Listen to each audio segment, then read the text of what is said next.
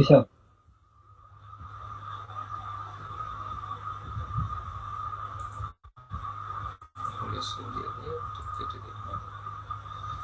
আচ্ছা, কতদিন আমরা এই পর্যন্ত ছিলাম তোমাদের মনে আছে কিনা আমি জানি না। আমরা বেশ কয়েকটা প্রপার্টির সম্বন্ধে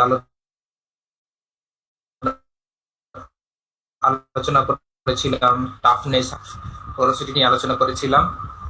তো এখন আমি এখানে বলতেছি যে আসলে কম্পিউটার উপরে কি কি টেস্ট করা হইতে হইতে পারে অ্যাগ্রিগেটের জন্য: aggregate crushing value, Los Angeles test, এরপরে aggregate impact value, 10% fineness. 10% fineness এটা আমাদের এখন দরকার নেই, যার কারণে এটা নিয়ে আমরা আলোচনা করিনি। তবে উপরের উপরের যে তিনটা টেস্ট, এইটা খুব রিনাউন্ড টেস্ট। এরপরেও কিছু টেস্ট আছে, স্পেসিফিক গ্রাভিটি বের করা, ইউনিট ওয়েট বের করা অ্যাগ্রিগেটের, হ্যাঁ, ওয়াটার কতখানি অ্যাবজর্ব করেছে, হ্যাঁ, ওয়াটার অ্যাবজর্পশন বের করা, যেগুলো নিয়ে আমরা এর আগেই আলোচনা করেছি। তো সেক্ষেত্রে আমাদের যে সেশনাল ক্লাসে তোমাদেরকে এই টেস্টগুলো সম্বন্ধে ডিটেইলস বলবে, যে আসলে আমি লস অ্যাঞ্জেলস কিভাবে করবো, লস অ্যাঞ্জেলস সাবডাকশন টেস্ট কিভাবে করব, এই যে অ্যাগ্রিগেট ইম্প্যাক্ট ভ্যালুর টেস্টের কথা বললাম, aggregate crushing value, crushing strength বের করার যে ভ্যালু, এটা বলে এসি, হ্যাঁ, ভি, এগ্রিগেট ক্রাশিং ভ্যালু বলে, হ্যাঁ, স্ট্রেংথ আমরা বলতেছি এসিবি টেস্ট বলে, হ্যাঁ। আর এগ্রিগেট ইম্প্যাক্ট যে ভ্যালু, এআইসি, হ্যাঁ, এআইভি বলে। এই দুইটা টেস্ট করবে হচ্ছে কি তোমাদের, হ্যাঁ, ট্রান্সপোর্টেশন ইঞ্জিনিয়ারিং। এর আগে বলেছিলাম আরো বেশ কয়েকটা টেস্ট, যেমন ইলাঙ্গেশন টেস্ট, দেখো এখানে আছে ইলাঙ্গেশন, হ্যাঁ, ইলাঙ্গেশন টেস্ট, তারপর ফ্লেকি টেস্ট, হ্যাঁ, ফ্লেকিনেস টেস্ট, এগুলা তোমাদেরকে করানো হবে ট্রান্সপোর্টেশনে। এখন ম্যাটেরিয়ালসে যে জিনিসগুলো করাবে, ম্যাটেরিয়ালসে তোমাকে দেখানো হবে ইউনিট ওয়েট কিভাবে বের করবা, বাল্ক ডেন্সিটি কিভাবে বের করবা, তারপর ওয়াটার অ্যাবজর্পশন কিভাবে বের করবা। আমরা ওয়াটার অ্যাবজর্পশন কিসের জন্য নিব সেটা কিন্তু গত ক্লাসে বলেছি, যে আসলে আমার এগ্রিগেটটার মধ্যে কি পরিমাণ পোর্স আছে, হ্যাঁ, এই জন্য ওয়াটার অ্যাবজর্পশন টেস্ট করবে। দেখো এখানে কিছু ফিজিক্যাল টেস্টের কথা বলা আছে আবারও। এটা আমার এগ্রিগেটের জন্য স্পেসিফিক গ্র্যাভিটি টেস্ট করতে বলতে পারে। এটা সাধারণত এগুলার কাছাকাছি থাকে। নর্মাল ওয়েট এগ্রিগেট যদি হয়, লাইট ওয়েট অথবা মিডিয়াম ওয়েট এগ্রিগেটের জন্য আলাদা। নর্মাল ওয়েট এগ্রিগেটের কথা আমি যদি বলি, তোমাদের গতদিন একটা দেখাইছিলাম, কি বলে, ফিগার অথবা ছবি দেখাইছিলাম, যে পাথরের ছবিগুলো দেখাইছি, পাথরের কুচিগুলোর ছবি দেখাইছি। এগুলা সাধারণত স্পেসিফিক গ্র্যাভিটি 2.6 থেকে 2.7 হইতে পারে। কিন্তু যদি তুমি ইসে চলে আসো, লাইট ওয়েট চলে আসো, লাইট ওয়েট এগ্রিগেটের জন্য, তাহলে এর চেয়ে অনেকটা কমে যাবে। আবার যদি মিডিয়াম ওয়েট চলে আসো, লাইট ওয়েট এগ্রিগেট বলতে যদি আমি বুঝাই, সেটা কিছু পাওয়া যায়, শেল পাওয়া যায়, এটা সামুদ্রিক শেল হইতে পারে, অথবা এমন কিছু যেটার ওজন অনেক কম, পাথরের চেয়ে অনেক কম। আর মিডিয়াম ওয়েট এগ্রিগেট হচ্ছে কি আমাদের দেশে যেটা সবচেয়ে বেশি ব্যবহৃত হয়, ব্রিক চিপস। ব্রিক চিপসটা হচ্ছে কি মিডিয়াম ওয়েট এগ্রিগেট। এগুলো নিয়ে আমরা আলোচনা করব। আর দেখো, ওয়াটার অ্যাবজর্পশন টেস্ট কেন করব? Aggregate অ্যাবজর্বস water because of their porosity. এই কথা বলেছি যে এর মধ্যে যত পোর্স আছে, এই পোর্স গুলো যদি পানি শোষণ করে, পানি শোষণ করে ফিল করতে চাও, তাহলে সেই ক্ষেত্রে তোমার ওয়াটার অ্যাবজর্পশন টেস্ট চলে আসে। তো দেখো এখানে খুব সুন্দর করে দুইটা কথা বলা আছে। যদি সব পোর গুলো পানি দিয়ে ভর্তি হয়ে যায়, পোর্স আর ফিল্ড উইথ ওয়াটার, তাহলে শুধু পোর গুলো, দেখো একটা কনক্রিটের টুকরা, সরি, একটা কি বলে, কিছু পরিমাণ পাথরের টুকরা নাও, নেওয়ার পরে ওকে পানির মধ্যে ভিজায় রাখো। ভিজায় রাখলে হবে কি, এটা 24 ঘন্টা ভিজায় রাখার পরে দেখা যাবে কি, যে এটা যে পরিমাণ পানি নিয়েছে 48 ঘন্টা ভেজাও, এর চেয়ে বাড়েনি। তার মানে যতটুকু পানি নেওয়া, তার নেওয়া হয়ে গেছে ভিতরে। এখন যদি এই অবস্থায় এটাকে করো, তাহলে এটাকে আমি বলবো ওয়েট কন্ডিশন। ওয়েট মানে পুরো সারফেসেও পানি আছে, ভিতরেও পানি আছে, পোরগুলোতেও পানি আছে। কিন্তু যদি সারফেসটা ড্রাই থাকে, ধরো একটা রুমাল দিয়ে সারফেসটাকে মুছে দিলাম, তাহলে এর মধ্যে পানি আছে, মানে হচ্ছে কি এর ভিতরে যে ছোট ছোট ছিদ্রগুলো আছে, এই ছিদ্রগুলোর ভিতরে পানি আছে, এই কথা বলা আছে। দেখো, pores are filled with water, হ্যাঁ, তাহলে aggregate said to be saturated, হ্যাঁ, স্যাচুরেটেড অ্যান্ড সারফেস ড্রাই, হ্যাঁ, এটাকে বলে SSD, স্যাচুরেটেড সারফেস ড্রাই। হ্যাঁ, যদি সারফেসটাকে ড্রাই করে দেওয়া যায় একটা রুমাল দিয়ে মুছে, তাহলে এর ভিতরে যে পানির পরিমাণ থাকবে এইটাকে স্যাচুরেটেড সারফেস ড্রাই বলতে পারবো আমরা। আর যদি পুরোটা ওয়েট থাকে, all the water inside the pores, হ্যাঁ, রিমুভ, হ্যাঁ, তাহলে এটাকে বলবো ড্রাই। হ্যাঁ, যদি সব ওয়াটারকে আমি দূর করে দিতে পারি, যেমন ওভেন ড্রাই করে দিতে পারি, এটাকে সাধারণত ওভেন ড্রাই বলে। Aggregates are said to be maximum dry weight. হ্যাঁ, ম্যাক্সিমাম ড্রাই ওয়েট আসলে এটাকে বলা হচ্ছে যে একে যদি আমি 24 ঘন্টায় 105 ডিগ্রি প্লাস মাইনাস 5 ডিগ্রি সেলসিয়াসে আমি করি, 24 ঘন্টা এটাকে আমি ওভেনে রেখে দেই, সেক্ষেত্রে এর ভিতরে যত পানি আছে, পোর্সের ভিতরে যে পানি আছে সেটাও শুকায় যাবে। এটাকে আমরা ওভেন ড্রাই ওয়েট বলি অথবা ম্যাক্সিমাম ড্রাই ওয়েট বলি। তাহলে আমরা দুইটা টার্ম শিখলাম, স্যাচুরেটেড সারফেস ড্রাই। আমি জিজ্ঞেস করবো, হ্যাঁ, স্যাচুরেটেড সারফেস ড্রাই মানে কি এবং ওভেন ড্রাই ওয়েট মানে কি, এই ব্যাপারে আমি তোমাদেরকে জিজ্ঞেস করব। আবার জিজ্ঞেস করব ওয়াটার অ্যাবজর্পশন টেস্ট কেন করা হয়, বুঝতেছো? কি উদ্দেশ্যে ওয়াটার অ্যাবজর্পশন টেস্ট করা হয়, শুনতেছো আমার কথা?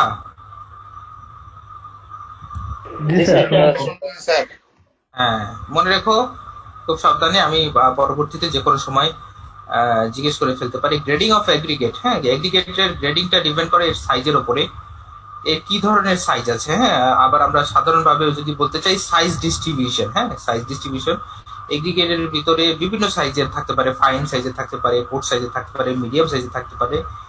তো এইটাকে আমরা সাধারণত চিপ অ্যানালাইসিস মানে হচ্ছে চালনি দিয়ে চেলে বের করতে পারি। তো এই গ্রেডিং এর কিছু কার্ভ আছে, আমি দেখাই দিব যে আসলে গ্রেডিং এর কার্ভটা দেখে সেমি লক পেপারে গ্রেডিং এর কার্ভ হয়। সেমি লক পেপারে গ্রেডিং এর কার্ভ করার পরে এই কার্ভের শেপ কিরকম হইলে আমি মনে করবো যে না এই এগ্রিগেটটা আমি ব্যবহার করতে পারবো, হ্যাঁ, কনক্রিটের মধ্যে, এবং আমার এই এগ্রিগেটটা ব্যবহার করলে ভালো স্ট্রেংথ আসবে, এইটা আমরা বুঝে ফেলতে পারবো। তো আমরা বুঝলাম গ্রেডিং হচ্ছে গিয়ে সাইজের কম্বিনেশন। হ্যাঁ, different size of particle size distribution হবে,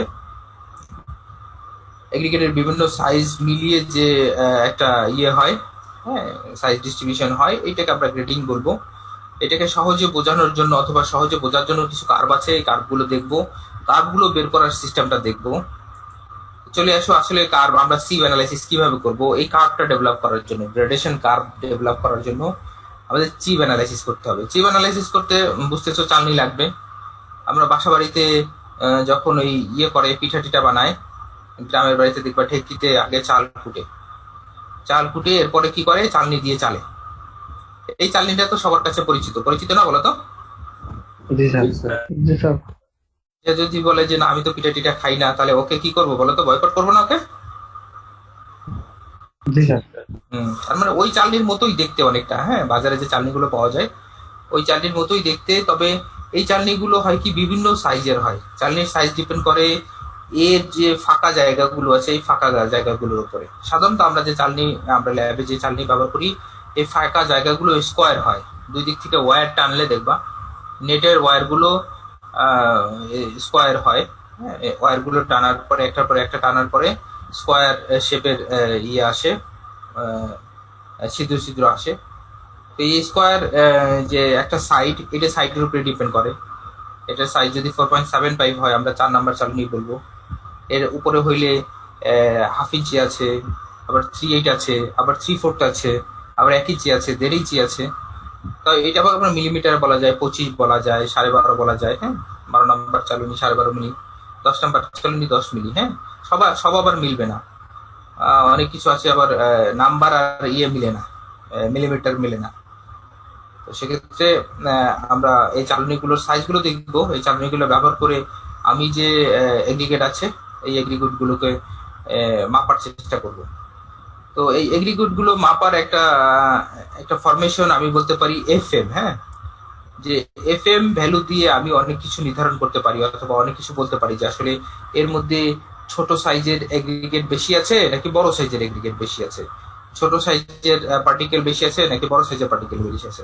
এখন FM মানে হচ্ছে ফাইননেস মডুলাস। হ্যাঁ, এখন ফাইননেস মডুলাস আসলে কি, এটা আমি চিপ অ্যানালাইসিসের মাধ্যমে বের করতে পারবো। একটা টার্ম, হ্যাঁ, একটা নিউমেরিক্যাল টার্ম, যেটা কিনা আমি চিপ অ্যানালাইসিসের মাধ্যমে বের করতে পারবো। তো আমি যে স্ট্যান্ডার্ড চিপ ব্যবহার করব, আমি কি কি স্ট্যান্ডার্ড চিপ ব্যবহার করবো এটা বলে দিব। কি কি স্ট্যান্ডার্ড চিপ ব্যবহার করব এটা পরবর্তী স্লাইডেই আছে, তো তোমরা হয়তো ডিপ্লোমাতেও দেখে আসছো। এইগুলোর মধ্যে যে পরিমাণ রিটেন করে এটার পার্সেন্টেজটাকে, কিউমুলেটিভ পার্সেন্টেজটা, যোগফলকে সবগুলো কিউমুলেটিভ সবগুলো চিপের মধ্যে যে পার্সেন্টেজ রিটেন করবে, টোটাল ধরো 5 কেজি নিলাম স্যাম্পল, এটাকে ইয়ে করলাম, চিপ করলাম। চিপ করার পরে প্রত্যেক চিপের মধ্যে যে পরিমাণ থাকে ওই 5 কেজির সাথে পার্সেন্টেজ করব। এই পার্সেন্টেজ গুলোকে আবার কিউমুলেটিভ করব। কিউমুলেটিভ মানে হচ্ছে গিয়ে তোমার কাছে কয় টাকা আছে, তোমরা ধরো ক্লাসের মধ্যে 60 জন অথবা 120 জন, তো বিভিন্ন জনের কাছে বিভিন্ন রকম পয়সা থাকতে পারে, টাকা থাকতে পারে। ধরো একজনের কাছে 500 আছে, একজনের কাছে 1000 আছে, একজনের কাছে 1500 আছে। তো এইটাকে আমি যোগ করে আসবো। তোমার কাছে 500 আছে, আমার কাছে 1000 আছে, তার মানে 1500। আরেকজনের কাছে কি বলে 1000 আছে, তার মানে 2500। এইভাবে করে যোগ করে আসবো। এটা কিউমুলেটিভ যোগ বলতেছে। টোটাল ক্লাসের 120 জনের কাছে টোটাল যে মানি আছে এটাকে একসাথে যোগ করে নিয়ে আসলে কিউমুলেটিভ যোগ বলে।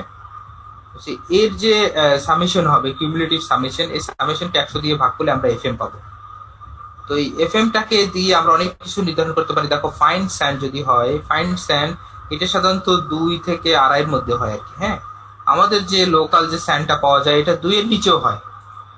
খুবই অ্যালার্মিং। 2 এর নিচে যে স্যান্ডগুলো হয় এগুলো অনেক ফাইন হয়, এগুলা সাধারণত ব্যবহার করা খুব কষ্টকর। যেমন আমাদের যে স্যান্ডগুলো পাই ম্যাক্সিমাম হয় 1.9, 1.8, 1.75 এরকম হয়ে থাকে আর কি। হ্যাঁ, আমাদের বাংলাদেশে যে লোকাল স্যান্ডগুলো পাওয়া যায়।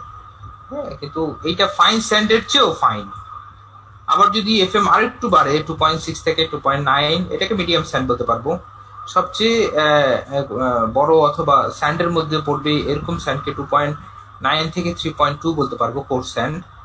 এর চেয়ে বেশি হলে তখন আমরা আর স্যান্ড বলবো না, এটাকে 3. তো সেক্ষেত্রে আমরা ওইটাকে কোর্স এগ্রিগেট বলে ফেলবো। এখানে তো কোর্স স্যান্ড বলতেছি, কিন্তু ওইটাকে কোর্স এগ্রিগেট বলে ফেলবো। তো সেক্ষেত্রে একটু মনে রাখো, ফাইন স্যান্ডের জন্য 2.2 থেকে 2.6, তারপরে মিডিয়াম স্যান্ডের জন্য 2.6 থেকে 2.9, এবং কোর্স স্যান্ডের জন্য এফএম হবে 2.9 থেকে 3.2। তো 2.2 এর চেয়ে যদি কম হয় সেক্ষেত্রে এটা আসলে অনেক ফাইন হয়ে যায়। এটা সাধারণত অনেক কাজে ব্যবহার করা যায় না। যেমন যদি প্লাস্টারিং এর কাজে ব্যবহার করো তাহলে ঝামেলা হবে, আবার যদি কনক্রিটের মধ্যে ব্যবহার করো তাহলে ঝামেলা হবে। এই জন্য আমরা সাধারণত এইটার মধ্যে থাকার চেষ্টা করি। কিন্তু আসলে এইটাও অনেক সময় সিলেট স্যান্ডেও এইটা পাওয়া যায় না। সিলেট স্যান্ডেও 2.5 এর নিচে চলে আসে, আবার অনেক সময় সিলেট স্যান্ডে প্রায় 3 কাছাকাছি চলে আসে, 2.9, 2.7 এরকম চলে আসে। তো সেক্ষেত্রে ওই স্যান্ডগুলো আসলে আমাদের এগ্রিগেটে ব্যবহার করা, কনক্রিটে ব্যবহার করার জন্য উপযোগী আর কি। তো দেখো এখানে একটা চিপ অ্যানালিসিস রিপোর্ট দেখানো আছে। আসলে চিপ অ্যানালিসিস রিপোর্ট কিভাবে করবো এর আগে কথাই বলেছিলাম। তো এখন একটু উদাহরণস্বরূপ দেখি। দেখো sieve analysis of fine aggregate. Fine এগ্রিগেটের জন্য sieve analysis, this are the standard sieve. হ্যাঁ, এই প্রথম সারিতে যে চিপগুলোর নাম্বার দেখানো আছে এগুলো হচ্ছে স্ট্যান্ডার্ড চিপস। দেখো চিপ স্ট্যান্ডার্ড চিপ 4 নাম্বার আছে, 8 নাম্বার আছে, 16, 30, 50, 100 নাম্বার চিপ আছে। এরপরে প্যান আছে, মানে প্যানের মধ্যে পড়ে যাবে যা আছে, একটা পেয়ালার মতো, ওটার মধ্যে কোনো ছিদ্র নাই, এটাকে এর জন্য প্যান বলতেছে। তো সেক্ষেত্রে এই চালনীগুলো হচ্ছে স্ট্যান্ডার্ড চালনী। এই চালনীর মধ্যে কত দেখো, টোটাল আমি নিয়েছি 500 গ্রাম। 500 গ্রাম স্যাম্পল নিয়েছি। ধরো 500 গ্রাম ফাইন এগ্রিগেট মানে বালি নিয়েছি, নিয়ে আমি চালনি এই চালনিগুলো দিয়ে চালতেছি। এই চালনিগুলো দিয়ে চালার পরে প্রথম চালনিতে দেখো 1.80 গ্রাম রয়ে গেছে, দ্বিতীয় চালনিতে রয়ে গেছে হচ্ছে গিয়ে 20.50। এভাবে করে 16 নাম্বারে, 30 নাম্বারে, 50 নাম্বারে, 100 নাম্বার চালনিতে এগুলো রয়ে গেছে। তো এতে করে হয়েছে কি, এইগুলো যেহেতু আমার রয়ে গেছে এটার একটা পার্সেন্টেজ করব। হ্যাঁ, পার্সেন্ট রিটেইন। দেখো এইটা তুমি 1.80 কে 500 সাথে পার্সেন্টেজ করো, দেখো কত পার্সেন্ট আছে। দেখো তো 0.36 আসে কিনা, আমাকে একটু বলো। 0.36 পেয়েছো? জি স্যার। এরপরে আরেকজনে বলো তো 129 500 কত পার্সেন্ট, একটু বলতে হবে। 25.84। ঠিক আছে? এটা এটা কি ঠিক আছে? জি স্যার। স্যার 25.8। জি আচ্ছা স্যার ঠিক আছে। আচ্ছা ঠিক আছে, পঁচিশ কারণ দশমিক নাইন এটা আছে স্যার। হ্যাঁ 25.9 এটা আসবে কেন? ভুল করছো তুমি, স্যার ঠিক আছে ঠিক আছে। ভুল করছো, এই জন্য বললাম যে একটু করে দেখো। হ্যাঁ করে দেখো, করে দেখলে সুবিধা আছে। হ্যাঁ স্যার ঠিক আছে স্যার। করে দেখলে সুবিধা পাবা। কারণ হচ্ছে গিয়ে এইটা আমি এক জায়গা থেকে উঠাই নিয়ে আসছি, তো ওইটা আসলে ভুলও হইতে পারে। হ্যাঁ এই জন্য তোমার একটু পড়াই নিলাম, চেকও করে নিলাম আসলে ঠিক আছে কিনা। হ্যাঁ তো দেখো, এই এটাকে যদি আমি মিলিমিটারে বলতে চাই, চিপের সাইজগুলোকে যদি আমি মিলিমিটারে বলতে চাই, তাহলে এইটা হচ্ছে গিয়ে 4 নাম্বার যে চিপটা, এটা হচ্ছে 4.75 মিলিমিটার। 8 নাম্বার যেটা চিপটা 2.36 মিলিমিটার। এরপরে 16 নাম্বারটা হচ্ছে গিয়ে, হ্যাঁ হ্যালো, 16 নাম্বার চালনী কত বলতে পারবা তোমরা কেউ? Sir 1.18 sir. 1.18। এরপরে 30 নাম্বার 632 মিলিমিটার। 600 না, জি স্যার। 600, তারপরে 50টা 300, 300, 150। 100 হচ্ছে 150। এটা আবার মাইক্রোমিটার হয়ে যায়। হ্যাঁ জি স্যার। এই তিনটাই, এই নিচের তিনটা ইয়ে থেকে, সরি, এই 30, 50 এবং 100 এটা মাইক্রোমিটারে প্রকাশ করেছে, অনেক ছোট তো তাই মাইক্রোমিটারে দিয়েছে। জাস্ট এইগুলো লাগবে হচ্ছে গিয়ে আমার কিসের জন্য, আমি যখন এই গ্রেডেশন কার আঁকবো তখন লাগবে। এই যে 4.75 লাগবে, এটা 2.36 লাগবে, 1.18 লাগবে। এইগুলো আমার যখন আমি কার আঁকবো তখন লাগবে। তো দেখো এখানে প্রত্যেকটা পার্সেন্টেজ আমরা বের করে নিয়ে আসলাম। প্যানটাকে বাদ দিব, প্যানটার মধ্যে যে গুলো পড়ছে এটা অনেক পাউডার আর কি, পাউডার সাইজের। এই পাউডার সাইজের গুলো আমরা নিব না, এই পাউডারের পরিবর্তে তো আমরা সিমেন্টই ব্যবহার করতেছি, যার কারণে এই পাউডার গুলো আমরা নিব না। এই জন্য দেখো প্যানের পার্সেন্টেজ নেয়নি, প্যানের পার্সেন্টেজ বের করে বাদ দিয়ে দিয়েছে। দেখো এখানে যদি আমি ধরি ক্লাসে একজন স্টুডেন্ট আছে, একজনের কাছে 36 পয়সা আছে, তার মানে টোটাল 36 পয়সা আসে। যদি দুইজন থাকে তাহলে দুইজনের কাছে টোটাল কত আছে বলো তো? তাহলে যে যোগ করতে হবে। হ্যাঁ তারপর যদি তিনজন থাকে, তিনজনের কাছে টোটাল কত আছে?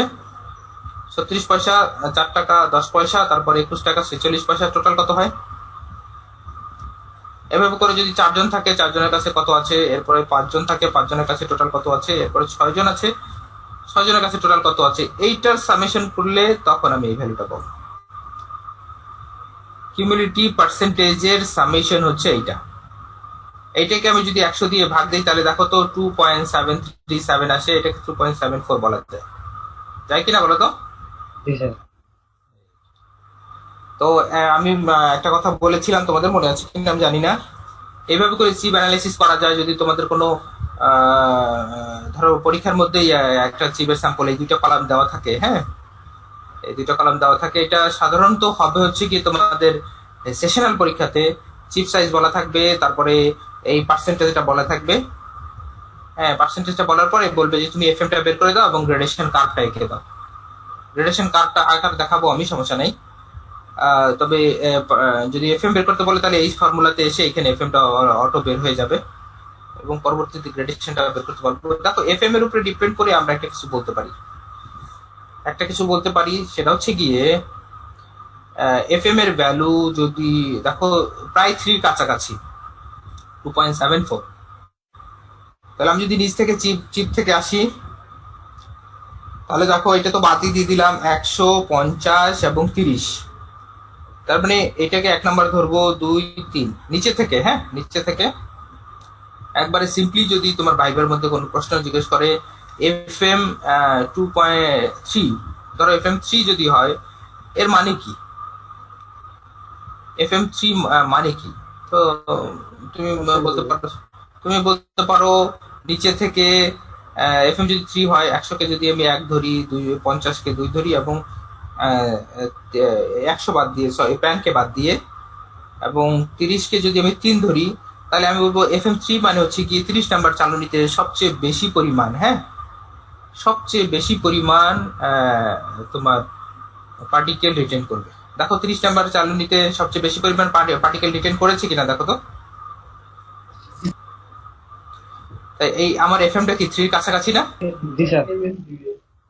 3 কাছাকাছি। তো এইটাকে সহজে বলা যায়, যদি এফএম 2 এর কাছাকাছি হতো তাহলে আমি বলতাম যে এই চালনীতে 50 নাম্বার চালনীতে সবচেয়ে বেশি পার্টিকেল রিটেন করবে। যদি এফএম 1 হইতো তাহলে আমি বলতাম যে 100 নাম্বার চালনীতে সবচেয়ে বেশি পরিমাণ পার্টিকেল রিটেন করবে।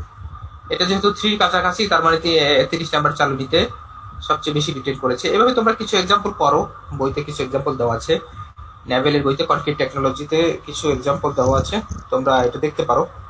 স্যার, আবার হ্যাঁ বলো। চালনির সাথে এফএম এর কি সম্পর্ক এখানে?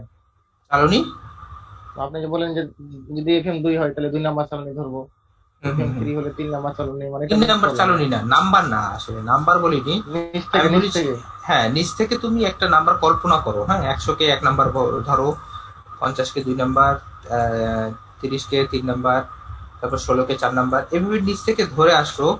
তাহলে আমি জাস্ট একটা থাম রুল, হ্যাঁ, এটা কিন্তু কোনো বইয়ে লেখা নাই, এটা একটা থাম রুল। সাধারণত ভাইভাতে এই ধরনের প্রশ্ন হয় যে এফএম যদি 3 হয় এর মানে তুমি কি বুঝতেছো। তখন তুমি তো আর এত কিছু বলবা না যে পার্সেন্ট রিটেন কে আবার কিউমুলেটিভ পার্সেন্ট করবো, কিউমুলেটিভ পার্সেন্ট কে আবার সামেশন করবো, তারপর এটাকে 100 দিয়ে ভাগ দিয়ে তারপর যেটা পাবো সেটা 3 যদি হয় তাহলে এটাকে এফএম 3 বলতেছে। এইটা হচ্ছে গিয়ে ইলাবোরেটেড অ্যান্সার। হ্যাঁ, টোটাল এফএম আমি কিভাবে বের করবো এটা ক্যালকুলেশন করে তারপর বললাম। কিন্তু যদি তুমি সিম্পলি বলতে চাও যে এফএম 3 মানে হচ্ছে গিয়ে 30 নাম্বার চালনীতে সবচেয়ে বেশি পরিমাণ পার্টিকেল রিটেন করবে, আর যদি এফএম 4 হয় তার মানে 16 নাম্বারে, এফএম 5 হলে 8 নাম্বার চালনীতে সবচেয়ে বেশি পরিমাণ পার্টিকেল রিটেন করবে। এটা জাস্ট থাম রুল, তোমাকে সহজে এবং খুব কুইকলি অ্যান্সার করার জন্য বলতেছি। কিন্তু এটা স্যার একটা না, 1 না হয় 2 না হয় যদি 2.5 হয় তখন, বা 3.5 বা 1.5 হ্যাঁ তখন হ্যাঁ, কি করবেন? যেটার কাছাকাছি হয়, হ্যাঁ, যেটার কাছাকাছি হয় সেইটা বলতে হবে। 2.5 যদি হয় সেক্ষেত্রে বলবা 3 নাম্বার এবং 2 নাম্বার চালনীতে সবচেয়ে বেশি পরিমাণ পার্টিকেল রিটেন করবে। বুঝতেছো ব্যাপারটা কি বললাম? কিন্তু যদি মানে 5 এর উপর হয় তখন যেটার কাছাকাছি হবে হ্যাঁ সেটা হ্যাঁ বলবেন। হ্যাঁ, যেটার কাছাকাছি হবে সেটা বলবা। স্যার হ্যাঁ, জি স্যার বলেন। স্যার কিন্তু চালনে যদি এক্সট্রা থাকে না, অনেক সময় যে 4 8 16 30 এর পর 40 দেওয়া আছে, যেটা আমরা নিয়ে হিসাব করি না, ওরকম না যদি না চালনি না থাকে না না, তখন ওরকম ওরকম চালনী থাকলে ধরো ধরো 30 এর পরে যদি 40 থাকে তারপর যদি 50 থাকে তাহলে 40 নাম্বারের চালনী যেটা থাকবে সেটা 50-এ চলে যাবে। বুঝতেছে কি বললাম? অনেক সময় তোমাকে এর মধ্যে 2-1টা চালনী আবার 3টা চালনী এক্সট্রা ঢুকাই দিবে, ওই চালনী আমরা নিব না। আমরা কোন কোন চালনী নিব সেটা আমরা বলে দিলাম। এগুলা বলতেছে স্ট্যান্ডার্ড চালনী। হ্যাঁ, 4 8 16 30 50 100, এইটা হচ্ছে স্ট্যান্ডার্ড চালনী। এর মধ্যে যদি কোনো চালনী থাকে তাহলে এটা পরবর্তী চালনীতে, পরবর্তী স্ট্যান্ডার্ড চালনীতে চলে যাবে। ধরো যদি 16 পরে একটা চালনী থাকে 20, তারপরে থাকে 30, তাহলে 16 পরে যে 20টা থাকতেছে এই 20টাকে আমরা কোনো হিসেবে নিয়ে আসবো না, এটা সরাসরি আমরা পরের চালনীতে নিয়ে নিব। উঠানোর সময় এই 20টাকে কেটে দিব, 20টার যে ভ্যালুটা আছে এই ভ্যালুটাকে 30 এর ভ্যালুর সাথে যোগ করে দিব, পরবর্তী স্ট্যান্ডার্ড চালনীর সাথে যোগ করব। ঠিক আছে? স্যার নাম্বারিং হবে সবসময় স্ট্যান্ডার্ড চালানো আছে। হ্যাঁ, স্ট্যান্ডার্ড চালনী নাম্বারিং হবে। এফএমও আমরা স্ট্যান্ডার্ড চালনীরই বের করব, কিন্তু আমরা কখনোই এই মধ্যে ধরো এই 20 নাম্বার চালনী দিল অথবা 40 নাম্বার চালনী দিল অথবা 70 নাম্বার চালনী দিল, এগুলাকে আমরা বাদ দিব ঠিকই, কিন্তু এগুলার যে রিটেন গুলো আছে এই রিটেন গুলো পরবর্তী স্ট্যান্ডার্ড চালনীর সাথে যোগ করে দিব, রিটেন সহ বাদ দিব না। বুঝতে পারছো কি বললাম? জি স্যার। ওকে, আমি একটু আগাই। তো আমাদের গ্রেডেশন, হ্যাঁ বলো। স্যার এই যে আদর্শ চালনী যেগুলো আছে, যদি এর মধ্যবর্তী কোনো চাল না থাকে সেটা ব্যবহার করব, কিন্তু এর থেকে বড় কোনো চালনী যদি থাকে, যেমন 10 মিলিমিটার 20 মিলিমিটার চালনী যদি থাকে, সেক্ষেত্রে কি করণীয়? সেক্ষেত্রে কি করণীয়? সাধারণত 10 মিলিমিটার থাকতে পারে। এটা হচ্ছে কি, যদি আমি কোর্স এগ্রিগেটকে এফএম বের করতে চাই, কোর্স এগ্রিগেটের এফএম বের করতে চাই, এটা 25 হইতে পারে, আবার 37 মিলিমিটারের চালনী হইতে পারে, 1.5 ইঞ্চির আর কি। হ্যাঁ, 1.5 ইঞ্চি এবং ইভেন 3 ইঞ্চি 75 মিলিমিটারের চালনীও থাকতে পারে। কিন্তু যদি তোমার হয়, যদি ফাইন এগ্রিগেটের কথা বলে, তাহলে ফাইন এগ্রিগেট 4 নাম্বার চালনীর উপরে যাবেই না। ফাইন এগ্রিগেট 4 নাম্বার চালনী পর্যন্ত হচ্ছে ফাইন এগ্রিগেটের জন্য। 4 নাম্বারের উপরে মানে 4.75 মিলিমিটারের উপরে যদি কোনো চালনী থাকে ওই চালনীতে কোনো রিটেইন থাকবে না। আর যদি রিটেইন থাকে তাহলে আমরা ওটা নিব না, যদি আমাদের ফাইন এগ্রিগেটেড এফএম বের করতে পারে। Is it clear? স্যার যদি উপরে 10 মিলিমিটার চালনী থাকে সেটা সম্পূর্ণই বাদ দিয়ে দিব, নাকি মোট হ্যাঁ। রিটেনের যে পরিমাণ নমুনা সেই নমুনার মধ্যে কি সেটা যোগ করব, নাকি না না সম্পূর্ণটাই না, বাদ দিয়ে দিব? সম্পূর্ণটাই। যদি তোমাকে ফাইন এগ্রিগেটের কথা বলে যে তুমি ফাইন এগ্রিগেটের এফএম বের করো, 4 নম্বরের উপরে চালনীতে যদি কোনো কিছু থাকে সেটা সহ বাদ দিয়ে দিতে হবে। তখন আমরা রিটেন ক্যালকুলেশন করবো এইভাবে, 4 নাম্বার থেকে শুরু করে 10 পর্যন্ত যত আসবে এটার যোগ করে এখানে টোটাল লিখবো, এইটার পার্সেন্টেজ বের করবো। আর 4 নম্বরের উপরে যা থাকবে সব বাদ দিয়ে দিব। আসলে সাধারণত ফাইন এগ্রিগেট বললে 4 নম্বরের উপরে দেয় না, হ্যাঁ। আর যদি কোর্স এগ্রিগেট হয় সেক্ষেত্রে সাধারণত আমরা 3 ইঞ্চি অথবা 75 মিলিমিটারের উপরে দেই না, 75 মিলিমিটারের উপরে দেই না। তবে অনেক সময় যখন আমরা করি, মাস কনক্রিট বানানোর পরিকল্পনা করি, মাস কনক্রিট বলতে যেখানে অনেক বেশি পরিমাণ কনক্রিট লাগবে, যেমন ড্যাম, হ্যাঁ, যখন একটা ড্যাম বানায় ওই ড্যামের মধ্যে কিন্তু অনেক বেশি পরিমাণ কনক্রিট লাগে, তখন আমরা 6 ইঞ্চি সাইজের কনক্রিট অ্যাগ্রিগেটও ব্যবহার করতে পারবো। কারণ ড্যাম তো হচ্ছে গ্র্যাভিটি ড্যাম, ওটাকে পানির প্রেশারটাকে সহ্য করতে হবে, এই জন্য অনেক বেশি ওয়েট লাগে, তখন আমরা অনেক বড় সাইজের এগ্রিগেট ব্যবহার করতে পারি। তবে সেটা স্পেশাল কেস। তবে বিল্ডিং অথবা কনস্ট্রাকশনের ক্ষেত্রে কোনো ক্ষেত্রেই আমরা 3 ইঞ্চির উপরে এগ্রিগেট ব্যবহার করবো না। 3 ইঞ্চি যে এগ্রিগেট গুলো হয় সাধারণত ব্যালাস্ট হিসেবে ব্যবহৃত হয় রেলওয়ে লাইনে, হ্যাঁ। ঠিক আছে, একটু আগাই। Okay sir. স্যার হ্যাঁ হ্যাঁ, কে কে বলতেছো? ইউনুস? হ্যাঁ, ইউসুফ আলী। জি স্যার। হ্যাঁ বলো। স্যার আগের স্লাইডটা একটু ওপেন করুন। হ্যাঁ, স্লাইড। স্যার এত বের করার জন্য স্যার আমরা কিউমুলেটিভ পার্সেন্টেজ রিটার্নের যোগফলকে 100 দ্বারা স্যার কেন ভাগ করি স্যার আমরা? এটা একটা ফর্মুলা ডেভেলপ করেছে ASTM কোড, হ্যাঁ। স্যার কিছুদিন আগে স্যার ভাই ধরছিল যেটা কেন আমরা ভাগ করি, এটা স্যার মানে আচ্ছা আচ্ছা আচ্ছা, এটা কেন ভাগ করি, এটা ভাইভাতে ধরেছিল। জি স্যার কেন আমরা সেটা ভাগ করি? আচ্ছা, এটা তো এটা টোটাল অ্যামাউন্ট দ্বারা ভাগ করি না কেন এটা? ও, তখন তোমার বলা উচিত ছিল স্যার এটা তো পার্সেন্টেজ, এটাকে ভাগ দিলে 100 দিয়ে ভাগ দিতে হবে। টোটাল অ্যামাউন্টকে আমি পার্সেন্টেজে নিয়ে আসছি, তারপর এখন ভাগ দিলে তো আমার পার্সেন্টেজের যে ম্যাক্সিমাম ভ্যালু সেটা দিয়ে ভাগ দিব। পার্সেন্টেজের ম্যাক্সিমাম ভ্যালু তো স্যার টোটাল অ্যামাউন্ট কোনোদিন হইতে পারে না, যেমন 500 গ্রাম 500 হইতে পারে না, হইতে পারে বলো তো? পার্সেন্টেজের ম্যাক্সিমাম ভ্যালু কত হইতে পারে? স্যার 100 দিতে পারে স্যার। হ্যাঁ, 100-র উপরে তো আসলে পার্সেন্টেজের ম্যাক্সিমাম ভ্যালু হইতে পারে না, বারে বলো তো? এই জন্য কিউমুলেটিভ পার্সেন্টটাকে যখন আমি একটা নিউমেরিক্যাল ভ্যালুতে নিয়ে আসতে চাই কম্পেয়ার করার জন্য, তখন পার্সেন্টেজের ম্যাক্সিমাম ভ্যালুটা দিয়ে ভাগ দেওয়াটাই বেটার। আমার কাছে এই উত্তরটাই বেটার লাগতেছে, তবে এর চেয়ে ভালো উত্তর যদি আমার কাছে থাকে আমি বলে দিব, ওকে? এটা জানতে হবে আমার, হ্যাঁ। হ্যাঁ, এটা ভালো প্রশ্ন যে আসলে দেখো আমি কিন্তু বলে ফেলছি, যেহেতু পার্সেন্ট বলেছে, পার্সেন্টের ম্যাক্সিমাম ভ্যালু কত? 100 না? এই 100 আমি ভাগ দিতে চাইলে 100 দিয়েই আমি ভাগ দিতে পারবো, এছাড়া আমার কাছে কোনো অপশন নাই। আমি চাইলেই 500 দিয়ে ভাগ দিতে পারবো না, কারণ আমার এটা পার্সেন্টেজ দিয়ে আছে, ওকে?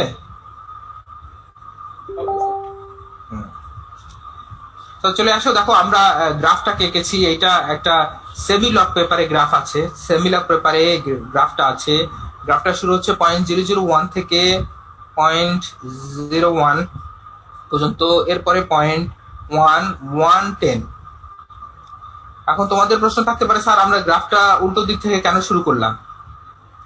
ডেফিনেটলি গ্রাফটা উল্টো দিক থেকে শুরু করা হয়েছে, এটা একটু কনফিউশন আছে, এই জন্য আরেকটা গ্রাফ আমি নিচে অ্যাড করেছি। দেখো এই গ্রাফটা 0.01 থেকে 0.1110 এইভাবে অ্যাড করা আছে। আসলে গ্রাফটার নিচের যে গ্রাফ দেখতেছো এই গ্রাফের মতো হবে।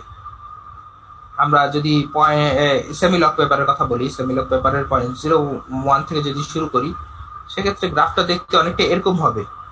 কিন্তু এই গ্রাফটাকেই অনেক বইতে দেখবা, বিভিন্ন আমেরিকান রাইটার বলো, ইন্ডিয়ান রাইটার বলো, এদের বইতে ওপরের গ্রাফের মতো দেওয়া আছে। এটা ঘাবড়ানোর কিছুই নাই, জাস্ট যদি তুমি এক্সেল এর কাজ জানো তাহলে আমি বলবো যে নিচের যে অ্যাক্সিসটা আছে এই অ্যাক্সিসের ভ্যালুটাকে ধরে যদি এটাকে রিভার্স করে দাও, তাহলে দেখবা যে এই অ্যাক্সিসের ভ্যালুটাকে ধরে যদি রিভার্স করে দেই তাহলে এই ভ্যালুটা 10 থেকে শুরু হবে, 10, 1, এরপরে এই ঠিক উপরের মধ্যে 10, 1, 0.1, এরপর 0.01, 0.001। আমরা জানি গ্রাফ পেপারে অথবা সেমি লগ পেপার হোক, লগ পেপার হোক, যেদিকে লগ থাকবে এই ডিফারেন্সটা থাকে 10। প্রত্যেক ঘরে ডিফারেন্স থাকে কত বলো তো? কত থাকবে? 10 10 করে থাকবে। দেখো দেখো 10 আছে 1, তার মানে এই দুইটা ঘরের মধ্যে ডিফারেন্স হচ্ছে 10। 1 আছে 0.1, তার মানে এর মধ্যে ডিফারেন্স 10।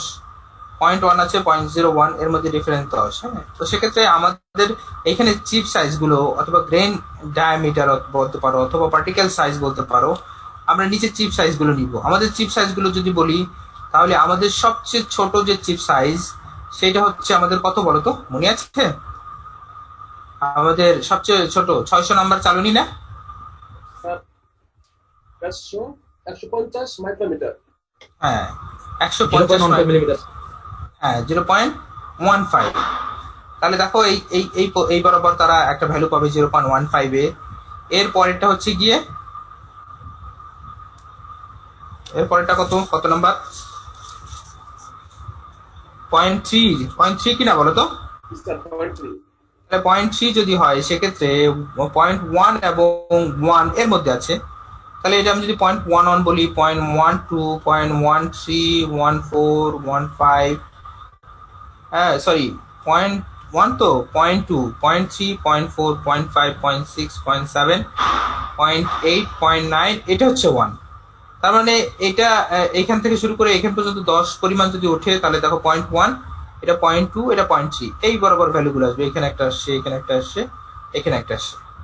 তো আমরা তো যেহেতু একটা নিয়ে কাজ করব, আমাদের গ্রাফ একটাই হবে, একটা লাইন আসবে, যে কোনো একটা লাইন আসবে। এরপরে দেখো পরেরটা হচ্ছে 0.6, তার মানে এই ঘরগুলোর ভিতরেই আছে 0.6। এর পরেরটা হচ্ছে 1.8, তখন এই 1 এর পরে চলে যাবে, 10 পর্যন্ত আছে। তার মানে 1, 2, 3, 4, 5, 6, 7 করে এইভাবে যাবে। তার মানে 1, এটা 2 যদি হয়, তার মানে এর মধ্যেই আছে, এইটার কাছাকাছি 1.18। এরপরে যদি 2 হয়, তাহলে এটা 2, 2.36, যে কোনো এরকম যে কোনো একটা জায়গা হবে। এরপরে যদি 4.75 হয়, তাহলে দেখো 2, 3, 4, এখানে 4 আছে, 4.75 মানে 5 এর কাছাকাছি হবে, এই বরাবর যে কোনো একটা জায়গায় আসবে। এইভাবে করে যদি আমি পয়েন্টগুলোকে বসাই, তাহলে দেখো বেশ কয়েকটা কার্ভ দেখানো আছে, তবে আমাদের একটাই কার্ভ আসবে। এই কার্ভটা হইতে পারে এই ব্লু কালার, এই কার্ভটা হতে পারে এই কি বলে খয়েরি কালারটা, অথবা এই রেড কালারটা পিঙ্ক কালারের মতো আসতে পারে। এখন প্রশ্ন হচ্ছে গিয়ে, যদি আমার কার্ভটা কাছাকাছি অ্যাশ কার্ভ হয়, দেখো এই যে পিঙ্ক কালারেরটা, যে রেড কালার যেটা দেখানো যাচ্ছে, এরকম যদি অ্যাশ কার্ভ হয়, দেখো অ্যাশ কার্ভ হইলে আমি বলবো এটা ওয়েল গ্রেডেড। কি বলবো বলো তো? বোঝনি? Well graded. দেখো উপর, হ্যাঁ কি জন্য বলবো সেটা বলতেছি আমি। হ্যাঁ, দেখো এই যে উপরেও আছে ওয়েল গ্রেডেড, এটা যদি মোটামুটি অ্যাশ কার্ভের মতো হয়, তাহলে এটা আমি ওয়েল গ্রেডেড বলবো। দেখো আর যদি দেখো এরকম হয়, অনেকটা আঁকা বাঁকা, অনেক বেশ কয়েকবার মুভ করেছে, এরকম যদি হয়, তাহলে আমি বলবো এইটা হচ্ছে গিয়ে গ্যাপ গ্রেডেড। আবার যদি এরকম হয়, দেখো এই কার্ভগুলো দেখে রাখো, যদি কখনো পরীক্ষায় আসে অথবা কেউ দেখায় যে আমাকে একটু ওয়েল গ্রেডেড কার্ভটা একটু দেখাও, আর যদি লাস্ট এটার মতো হয়, তাহলে বলবো পোরলি গ্রেডেড। হ্যাঁ, পোরলি গ্রেডেড। তো আসলে এই ওয়েল গ্রেডেড বলতে কি বোঝাচ্ছে? ওয়েল গ্রেডেড মানে হচ্ছে গিয়ে এর ভিতরে যদি অ্যাসের মতো হয়, তখন আমি বুঝতে পারবো এর ভিতরে সব ধরনের যে এগ্রিগেট আছে, সব ধরনের এগ্রিগেটই আছে, এবং এই এগ্রিগেট থাকার কারণে এর ভিতরে যে পোরগুলো আছে, পোরগুলো সব দখল করতে পারছে। আর যদি এরকম মনে হয় যে এরকম গ্যাপ গ্রেডেড হয়, অথবা পোরলি গ্রেডেড হয়, অথবা ইউনিফর্ম গ্রেড আছে, দেখো একটা লেখা আছে ইউনিফর্ম গ্রেড যদি হয়, তাহলে বুঝতে হবে ইউনিফর্ম গ্রেডে একই সাইজের পার্টিকেল সবচেয়ে বেশি আছে, একই সাইজের পার্টিকেল। যেমন এখানে দেখো পোরলি গ্রেডেড আর ইউনিফর্মলি গ্রেডেড এর ইয়েটা একটার মতো দেখানো আছে। দেখো একই সাইজের পার্টিকেল বেশি আছে, তার মানে এর ভিতরে গ্যাপ বেশি থাকবে না কম থাকবে বলো তো? যদি একই সাইজের পার্টিকেল থাকে, বেশি থাকবে আমি স্যার। যে যেখানে আমার কার্সারটা দেখানো হচ্ছে বেশি থাকবে কিনা। আর যদি আমি বলি গ্যাপ গ্রেডেড দেখো উপরে এই কার্ভটা অনেক বাঁকা বাঁকা আঁকা বাঁকা হয়ে আসছে, আর নিচের ব্লু কার্ভটা এরকম যদি হয়, গ্যাপ গ্রেডেড মানে হচ্ছে গিয়ে এইখানে কিছু কিছু সাইজের পার্টিকেল থাকবেই না, কিছু কিছু সাইজের পার্টিকেল থাকবেই না, আবার একটা সাইজের পার্টিকেল অনেক বেশি থাকবে। এইটার চেয়ে একটু ইয়ে দেখো, এটা কোর পার্টিকেল গুলো অনেক বেশি, আবার কোর্স পার্টিকেল গুলো অনেক কম। তার মানে যদি কিছু কিছু পার্টিকেল অনেক কম থাকে আর কিছু কিছু পার্টিকেল অনেক বেশি থাকে, তখন আমরা গ্যাপ গ্রেডেড বলবো, এবং কার্ভটা মোটামুটি এরকম আসবে। যখন তোমরা অ্যানালাইসিস করবা দেখতে পারবে যে কার্ভটা কাছাকাছি এরকম আসতেছে।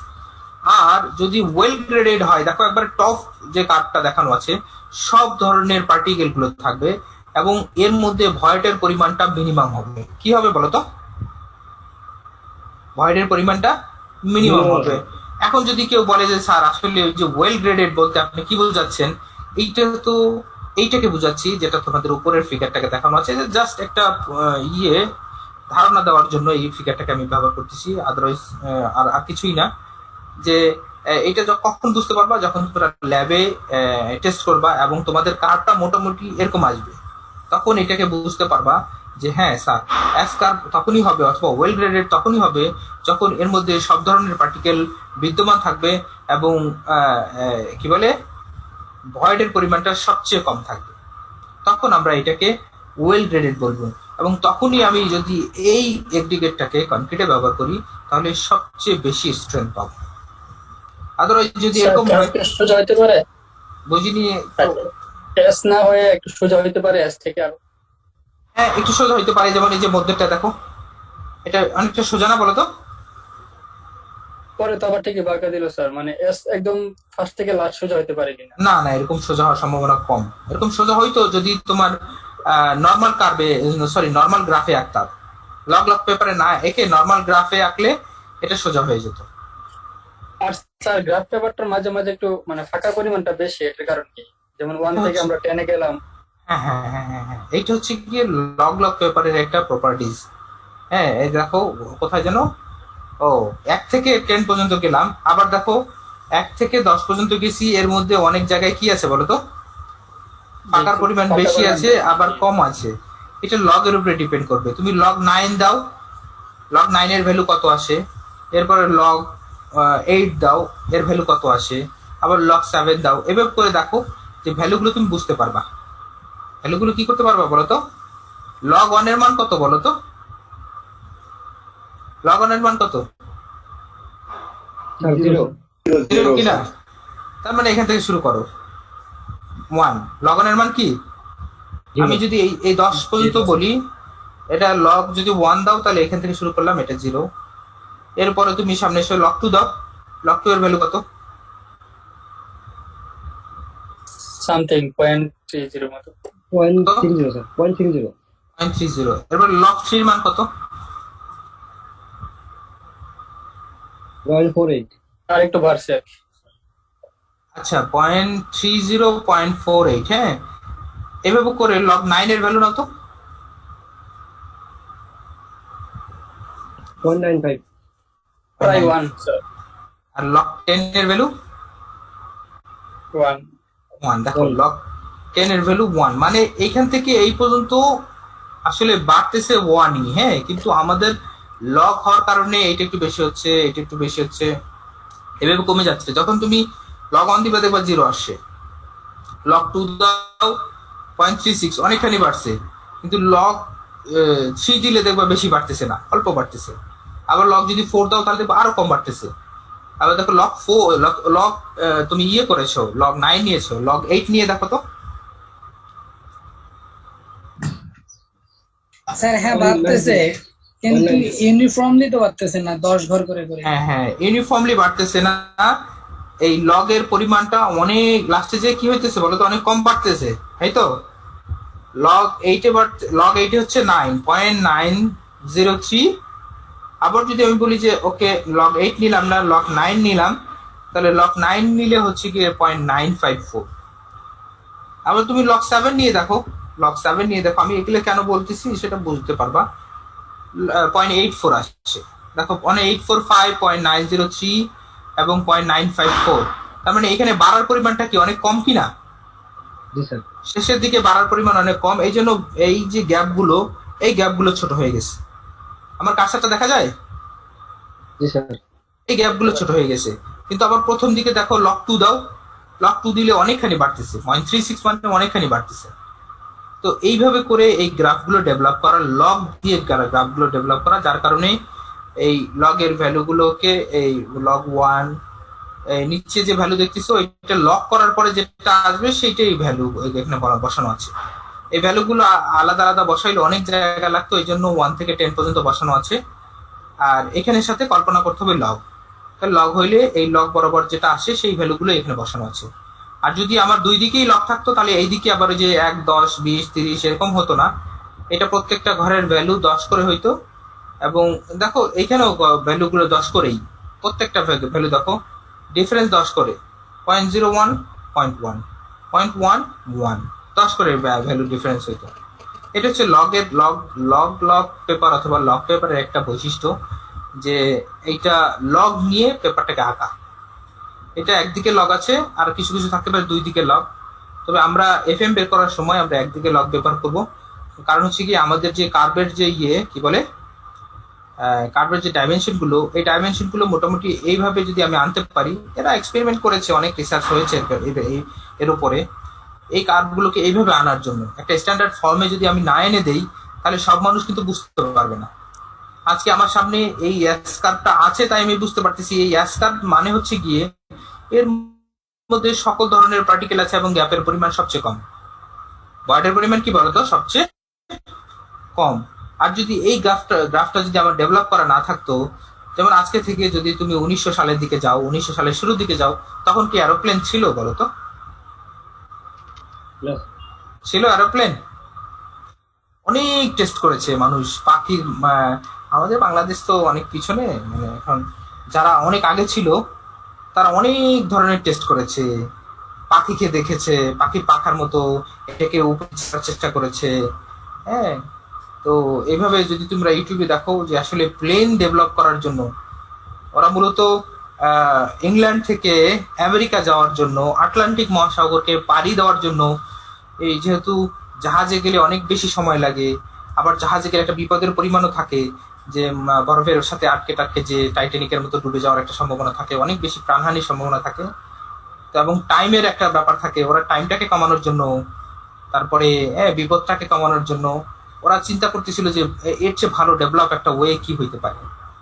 ওই চিন্তা থেকে দেখবা এক্সপেরিমেন্ট করতে করতে করতে করতে আজকে যে এরোপ্লেন আসছে, এটা এক্সপেরিমেন্টের ফল। কি বলতো, এই যে হিউজ পরিমাণ এক্সপেরিমেন্ট হয়েছে, এই এক্সপেরিমেন্টের ফল। এখনো দেখবা যে এক ধনকুবেরের নিউজ আসে, সে মার্চে এই মঙ্গল গ্রহে লোক পাঠাবে। কি করবে বলতো? রকেট ডেভেলপ করতেছে। মাঝে মধ্যে আসে না যে রকেট টেস্ট করতে যে ফেল করে গেছে ল্যান্ডিং করতে যে, এরকম কিছু নিউজ পাও কিনা?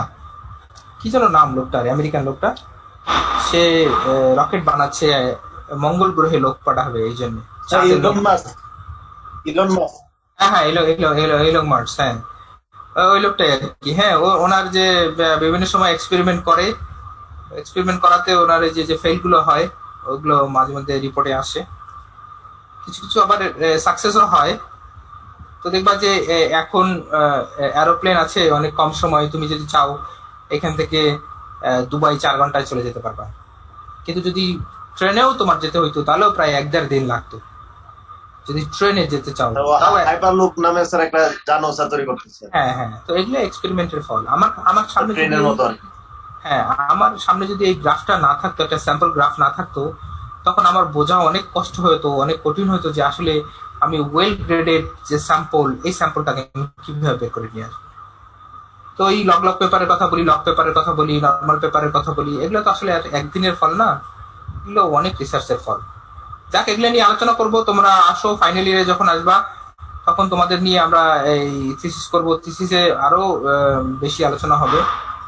তো সেক্ষেত্রে দেখো আমরা কনক্রিটের মধ্যে যে অ্যাগ্রিগেট গুলো ব্যবহার করব, এই অ্যাগ্রিগেটের কিছু ইন্ট্রোডাকশন দেওয়া আছে। ইকোনমিক্যাল হইতে হবে, হ্যাঁ, আচ্ছা ইকোনমি হইতে হলে কি কি প্রপার্টিস থাকতে হবে, শুধু ইকোনমিক হইলে হবে না, বেটার ডিউরেবিলিটি থাকতে হবে, এইভাবে কিছু কিছু কথা বলা আছে ইন্ট্রোডাকশনে। এটা সাধারণ কথাবার্তা। এরপরে এগ্রিগেটিং কনক্রিটের মধ্যে কি কি এগ্রিগেট ব্যবহার করব? Course aggregate, fine aggregate. দেখো কোর্স এগ্রিগেটের কথা বলা আছে, তোমরা বলেছিলে স্যার যদি 4 নম্বরের উপরে থাকে, এটা হচ্ছে 4 নম্বর চালনী। দেখো 4.75 মিলিমিটার হচ্ছে 4 নম্বর চালনী, এটা ইঞ্চিতেও প্রকাশ করা যায়, নো প্রবলেম। এর চেয়ে বড় হইতে হবে, কি হইতে হবে বলো তো? যদি কোর্স এগ্রিগেট হইতে হয় তাহলে এর চেয়ে বড় হইতে হবে। দেখো রিটেইনড অন নাম্বার 4 চালনী, হ্যাঁ এইখান থেকে শুরু করে 50 নাম্বার পর্যন্ত নিয়েছে, আমরা 75 নাম্বার পর্যন্ত নিব। 2 মিলি না, আমরা 3 মিলি পর্যন্ত নিব। আর ফাইন এগ্রিগেট হচ্ছে লেস দেন, কি বলো তো? লেস দেন, হ্যাঁ লেস দেন হচ্ছে গিয়ে 4.75, মানে 4 নাম্বার চালনীর কম হইতে হবে।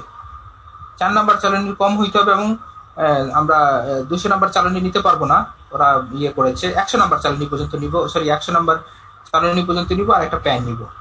তো এখানে জাস্ট এতটুকু দেখো, 4 নাম্বার চালনীর চেয়ে কম হইতে হবে, আর এটা হচ্ছে 4 নাম্বার চালনীর চেয়ে সাইজে বেশি হইতে হবে। আবার নিচে দেখো মাস কনক্রিট যখন আমরা ইয়ে করব, তখন আমরা চাইলে আমরা এটাকে নিতে পারবো, এই যে 150 মিলিমিটার, হ্যাঁ নিচে দেখো 150 মিলিমিটারের একটা ইয়ে দেওয়া আছে, অ্যাপ্রক্সিমেটলি 6 ইঞ্চি সাইজের কোর্স এগ্রিগেট আমরা নিতে পারবো যদি মাস কনক্রিট হয়। মাস কনক্রিট হইতে হবে সেক্ষেত্রে, হ্যাঁ মাস কনক্রিট বলতে আমি বুঝাইছি তোমাদেরকে, যদি আমি বড় ধরনের ড্যাম তৈরি করি যেখানে অনেক বেশি কনক্রিট লাগবে, হ্যাঁ অনেক, আর কি বলবো, এটা যদি আমি কয়েক হাজার কিউবিক মিটার কনক্রিট লাগবে, সেক্ষেত্রে এত কনক্রিট বানাইতে গেলে 3 ইঞ্চি সাইজের যদি আমি এগ্রিগেট ব্যবহার করি, তাহলে যে পরিমাণ এগ্রিগেট লাগবে 6 ইঞ্চি সাইজের ব্যবহার করলে অর্ধেক পরিমাণ এগ্রিগেট লাগবে। তো এই জন্য আমরা বিভিন্ন ক্ষেত্রে অনেক বড় ধরনের ইয়ে ব্যবহার করতে পারি, কি বলে এগ্রিগেট সাইজ ব্যবহার করতে পারি। তো এগুলো আমরা তোমাদের সাথে কথা বলে আসছি। ন্যাচারাল এগ্রিগেট কি, কোন ধরনের এগ্রিগেটকে ন্যাচারাল এগ্রিগেট বলবো, এর বাল্ক ডেন্সিটি কিরকম হবে, হ্যাঁ তো এই কথা বলে আসছি। হ্যাঁ দেখো এখানে বাল্ক ডেন্সিটি রেঞ্জ বলা আছে 1500 থেকে 1680, 1520 থেকে 1680, হ্যাঁ এটা কেজি পার মিটার কিউবে, আর পাউন্ড পার ফিট কিউবে এটা বলা আছে। আমরা সাধারণত কেজি পার মিটার কিউবে হিসাব করি, এই সে কি বলে নর্মালি ইসে। তো সেক্ষেত্রে কি বলে আমরা ল্যাবে সাধারণত পাউন্ডে হিসাব করি না আর কি, কেজি পার মিটার স্কোয়ারে, মিটার কিউবে হিসাব করি। এই জন্য এটাই ভালো, 1520 থেকে 1680 এটা যদি হয় সেক্ষেত্রে আমরা এটাকে ন্যাচারাল অথবা নর্মাল ওয়েট এগ্রিগেট বলবো। নর্মাল ওয়েট এগ্রিগেট যেটা কিনা নর্মাল ওয়েট কনক্রিটের জন্য দরকার হয়, ওইটা আমরা নর্মাল ওয়েট কনক্রিটের ইয়ে জানি 150 পাউন্ড পার ফিট কিউ, অথবা যদি আমি কেজি পার মিটার কিউ ধরি 2400 কেজি পার মিটার কিউ, সেটা তোমরা জানো। লাইট ওয়েটের ক্ষেত্রে 1120 কেজি পার মিটার কিউ যদি হয় সেক্ষেত্রে আমরা লাইট ওয়েট ধরবো। আর হেভি ওয়েটটাকে 2020 ধরতেছে। দেখো নর্মাল ওয়েটটা হচ্ছে 1680 পর্যন্ত, আর হেভি ওয়েট হচ্ছে 2020 পর্যন্ত ধরতেছে। এই ব্যাপারে তোমাদের সাথে আলোচনা করে আসছি যে আসলে normal wait, light weight, heavy weight aggregate কিরকম হবে। এখানে জাস্ট কনক্রিটে যেহেতু আমরা ব্যবহার করবো সেক্ষেত্রে আবার একটু নতুন করে বলতেছে, কনক্রিটে সিনথেটিক এগ্রিগেটের কথা বলেছি যেগুলো আমরা বানাই নিব। হ্যাঁ এটা ধরো বড় বড় ইয়ে থাকতে পারে, হ্যাঁ কি বলে বড় বড় পাথরের টুকরা থাকতে পারে। তো এগুলাকে আমরা যদি ছোট ছোট করে নেই, এটাকে সিনথেটিক বলতেছে। সিনথেটিক মানে আমরা নিজেরা ফর্ম করে নিব।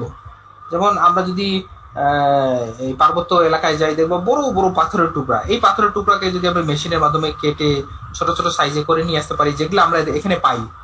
হ্যাঁ জাফলং এ দেখবা বড় বড় পাথর, কিন্তু ওগুলোকে মেশিনে ভেঙে সিনথেসাইজ করে আমাদের এই মসজিদের সামনে দেখবা যে বিল্ডিংটা হচ্ছে, এর সামনে যে পাথর রাখা আছে, পাথরের টুকরাগুলো রাখা আছে, এগুলো অনেক ছোট ছোট। এগুলো আসলে এত ছোট পাওয়া যায় না, এগুলাকে বানাই নিতে হয়, সিনথেসাইজ করতে হয়। এই জন্য বলতেছে সিনথেটিক এগ্রিগেট। হ্যাঁ এটা সিনথেটিক মানে প্লাস্টিক কিছুই না, এটা সিনথেসাইজ মানে ফর্ম করে নিয়ে আসা হয়। রিসাইকেল এগ্রিগেট বলতে বোঝাচ্ছে এটা পুরনো কোনো বিল্ডিং এর কনক্রিট থেকে ভেঙে রিসাইকেল হইতে পারে, আবার ব্যবহৃত কোনো ম্যাটেরিয়ালকে রিসাইকেল এগ্রিগেট হিসেবে আমরা নিয়ে আসতে পারি, এই জন্য এটাকে রিসাইকেল এগ্রিগেট বলতেছে। দেখো ডেমোলিশন বিল্ডিং বলতেছে, ডেমোলিশন বিল্ডিং অথবা পেভমেন্টস থেকে আমরা পেতে পারি। ডেমোলিশন বিল্ডিং মানে দেখবা অনেক সময় বিল্ডিং ভেঙে ফেলে, ইউটিউবে অনেক ভিডিও আছে দেখবা খুব কম সময় ব্লাস্ট করে বিল্ডিং গুলো ভেঙে ফেলে। আচ্ছা বিল্ডিং ভাঙলো, তাহলে এর মধ্যে দেখবা পার্টিশন ওয়াল আছে, এর মধ্যে দেখবা স্ল্যাবের কনক্রিট আছে, এর মধ্যে কলামের কনক্রিট আছে, বিমের কনক্রিট আছে। এই ডেমোলিশ করলে অনেক ধরনের ইয়ে পাওয়া যায়। এগুলোকে যদি আমি আবার নতুন করে সিপ করে নতুন করে মেশিনে ভেঙে আমার সাইজে নিয়ে এসে আবার ব্যবহার করতে পারি, তাহলে সেক্ষেত্রে এটাকে আমরা রিসাইকেল এগ্রিগেট করতে বলবো। তোমরা আমি জানি না ইসে ল্যাবে আসছো কিনা কেউ, আমাদের কনক্রিট ল্যাবে আসছো কিনা। কনক্রিট ল্যাবের পিছনে যেখানে কাস্টিং হয়, এখানে একটা রাস্তা বানানো হয়েছে। এটা আরসিসি রাস্তা। এই রাস্তার ভিতরে যে এগ্রিগেট গুলো ব্যবহার করা হয়েছে, আমাদের এখানে যে সিলিন্ডার গুলো আসে, আমাদের স্টুডেন্টরা যে সিলিন্ডার গুলো বানায়, এগুলোকে ভেঙে এগ্রিগেট বানায় ওই এগ্রিগেট দিয়ে আমরা কাস্টিং করেছি। তো সেক্ষেত্রে আমরা এটাকে রিসাইকেল এগ্রিগেট ব্যবহার করার একটা ওয়ে বলতে পারি। এভাবে রিসাইকেল এগ্রিগেট ব্যবহার করতে পারি, no problem. This are some standards. আসলে রিসাইকেল ন্যাচারাল এগ্রিগেট কি কি হবে সেখানে এটা বলা আছে। এইগুলো কি ন্যাচারালি উৎপন্ন হয়? হ্যাঁ, ন্যাচারালি উৎপন্ন হয়। এই স্টোন তো আমরা ন্যাচারালি জাফলং থেকে পাই বাংলাদেশের জন্য। আবার কিছু আছে ইন্ডিয়া থেকে ইম্পোর্ট করতে হয়। বাংলাদেশ তো অনেক ছোটবেলায় শুনতাম স্টোন নাকি বাচ্চা দেয়, এই জন্য জিজ্ঞেস করলাম।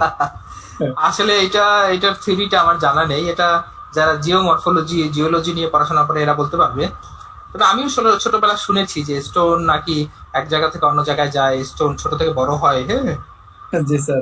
তো এগুলো আসলে কি যে অবস্থা আমি বলতে পারবো না। ধরো স্টোন দেখবো বড় বড় পাহাড় আছে, এই পাহাড়গুলো ম্যাক্সিমাম স্টোন দিয়ে করা। আচ্ছা একটু, আমার একটা ফোন আছে, আমি একটু ফোনটা নিবো। 1 সেকেন্ড।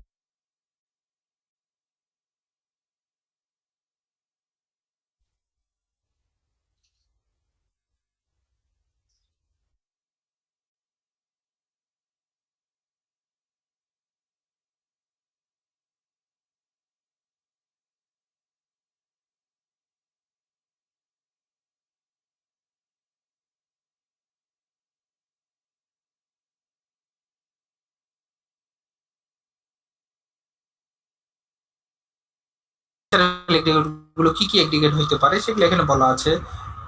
সিলিকা মিনারেল হইতে পারে, কোয়ার্টস হইতে পারে, ওপাল আছে। এগুলো জাস্ট বিভিন্ন ন্যাচারাল এগ্রিগেটের নাম। এটা আমরা যদি আমাদের এই পার্বত্য এলাকায় যাই, দেখবা যে অনেক বড় বড় পাহাড় আছে যেগুলো স্টোনের।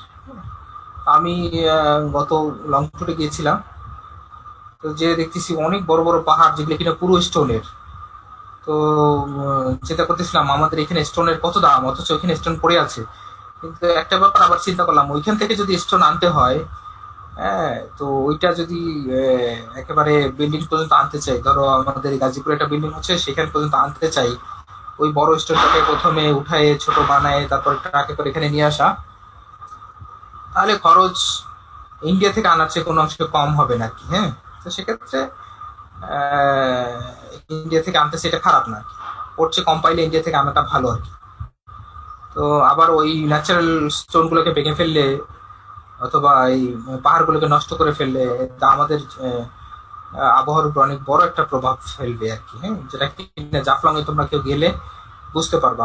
জাফলং এর 50 বছর আগের যে নেচার আর এখনকার নেচার কখনোই এক না। এই জন্য বলে ন্যাচারাল রিসোর্সকে আসলে প্রিজার্ভ করা দরকার। প্রিজার্ভ মানে হচ্ছে কি সংরক্ষণ করা দরকার। এই আর কি, এর density, bulk density, apparent density, এগুলো নিয়ে আমি কথা বলেছি কি হবে, ডেন্সিটি কি হবে। তো এগুলো নিয়ে কথা বলা হয়ে গেছে। এখানে কিছু কথা আছে, ময়েশ্চার কন্টেন্ট নিয়ে কিছু কথা আছে। সেটা হচ্ছে দেখো, যদি ওভেন ড্রাই হয়, আমার ফিগারটা দেখতেছো তোমরা? জি স্যার। দেখো ওভেন ড্রাই হয়, দেখো এই যে জাস্ট ক্রস সেকশন দেখানো আছে, এই পোরগুলোর ভিতরে কোনো কিছু নাই। দেখো পোরগুলো নাই, সারফেসে কিছু নাই। ওভেন ড্রাই হইলে কোনো পানি থাকবে না এবং ইভেন পোরগুলো শুকনো থাকবে, তাহলে এটাকে আমি ওভেন ড্রাই বলবো। আর দেখো এরপরে আসছে এই ভিতরে, দেখো ভিতরে বয়েড ঠিকই আছে, দেখো ভিতরে বয়েড আছে, বয়েডে পানি নাই কিন্তু উপরে পানি আছে, এরকম হলে এয়ার ড্রাই বলবো। সাধারণত এটা আমার ব্যবহার হয় না, কোনো কাজেই ব্যবহার হয় না। কিন্তু যদি এরকম হয় যে এই কালারটা মানে হচ্ছে এর মধ্যে পানি আছে, আর এই কালারটা মানে এর মধ্যে পানি নাই, আর দুইটা কালার কম্বিনেশন কোথাও আছে কোথাও নাই, এটা বোঝানোর জন্য। দেখো যদি এরকম হয় যে ভয়েড গুলো পানি দিয়ে ফিল করা আছে কিন্তু সারফেসে কোনো পানি নেই। ভয়েড গুলো পানিতে ফিল করা আছে, সারফেসে কোনো পানি নাই, তাহলে সারফেসটা ড্রাই। এটা সহজে বোঝা গেল সারফেসটা ড্রাই, কিন্তু ভয়েড গুলো ফিল করার কারণে এটা আমি স্যাচুরেটেড বলবো। এটাকে বলতেছিলাম স্যাচুরেটেড সারফেস ড্রাই কন্ডিশন। এইটা একটু মনে রাখতে হবে, কারণ এই কথাটা বারবার তোমাদের সামনে আসবে। দেখো সারফেসটা ড্রাই, সারফেসে কোনো পানি নাই, কিন্তু এই হোলগুলো, এই ভিতরে যে পোরগুলো আছে, পোরগুলো পানি আছে। তাহলে বুঝলাম সারফেসটা ড্রাই আছে এবং ভিতরে পানি থাকার কারণে আমরা স্যাচুরেটেড বললাম। আর যদি ময়েস্ট কন্ডিশন হয়, তার মানে সব জায়গায় পানি আছে, এই পোরেও পানি আছে, সারফেসেও পানি আছে, তখন আমি ময়েস্ট কন্ডিশন বললাম, যেটা একবারে পুরো স্যাচুরেটেড কন্ডিশনে আছে।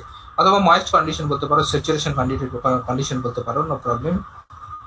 তো দুইটা জিনিস আসলো, সরি তিনটা জিনিস, ওপেন ড্রাই কন্ডিশন, তারপরে স্যাচুরেশন সারফেস ড্রাই এবং স্যাচুরেটেড কন্ডিশন অথবা moist condition. Sir air dry প্রসেসটা একবার একটু এয়ার ড্রাই প্রসেস হচ্ছে গিয়ে স্বাভাবিকভাবে যদি পানি পাই, এই পানিটা সারফেসে থেকে যায়, এটা পানিটা ভিতরে ঢোকার আগে যদি কন্ডিশনটা বলি তাহলে এরকম হবে। এইটা কখন হয়? ধরো তুমি ওভেন থেকে একটা স্যাম্পল বের করে রাখছো, হ্যাঁ, স্যাম্পল বের করে রাখার কারণে বাতাসের যে আর্দ্রতা আছে, ওই স্যাম্পলটা সবচেয়ে ড্রাই। ওভেন থেকে যখন বের করবা, স্যাম্পলটা হচ্ছে কি একবার ড্রাই স্যাম্পল বের হয়।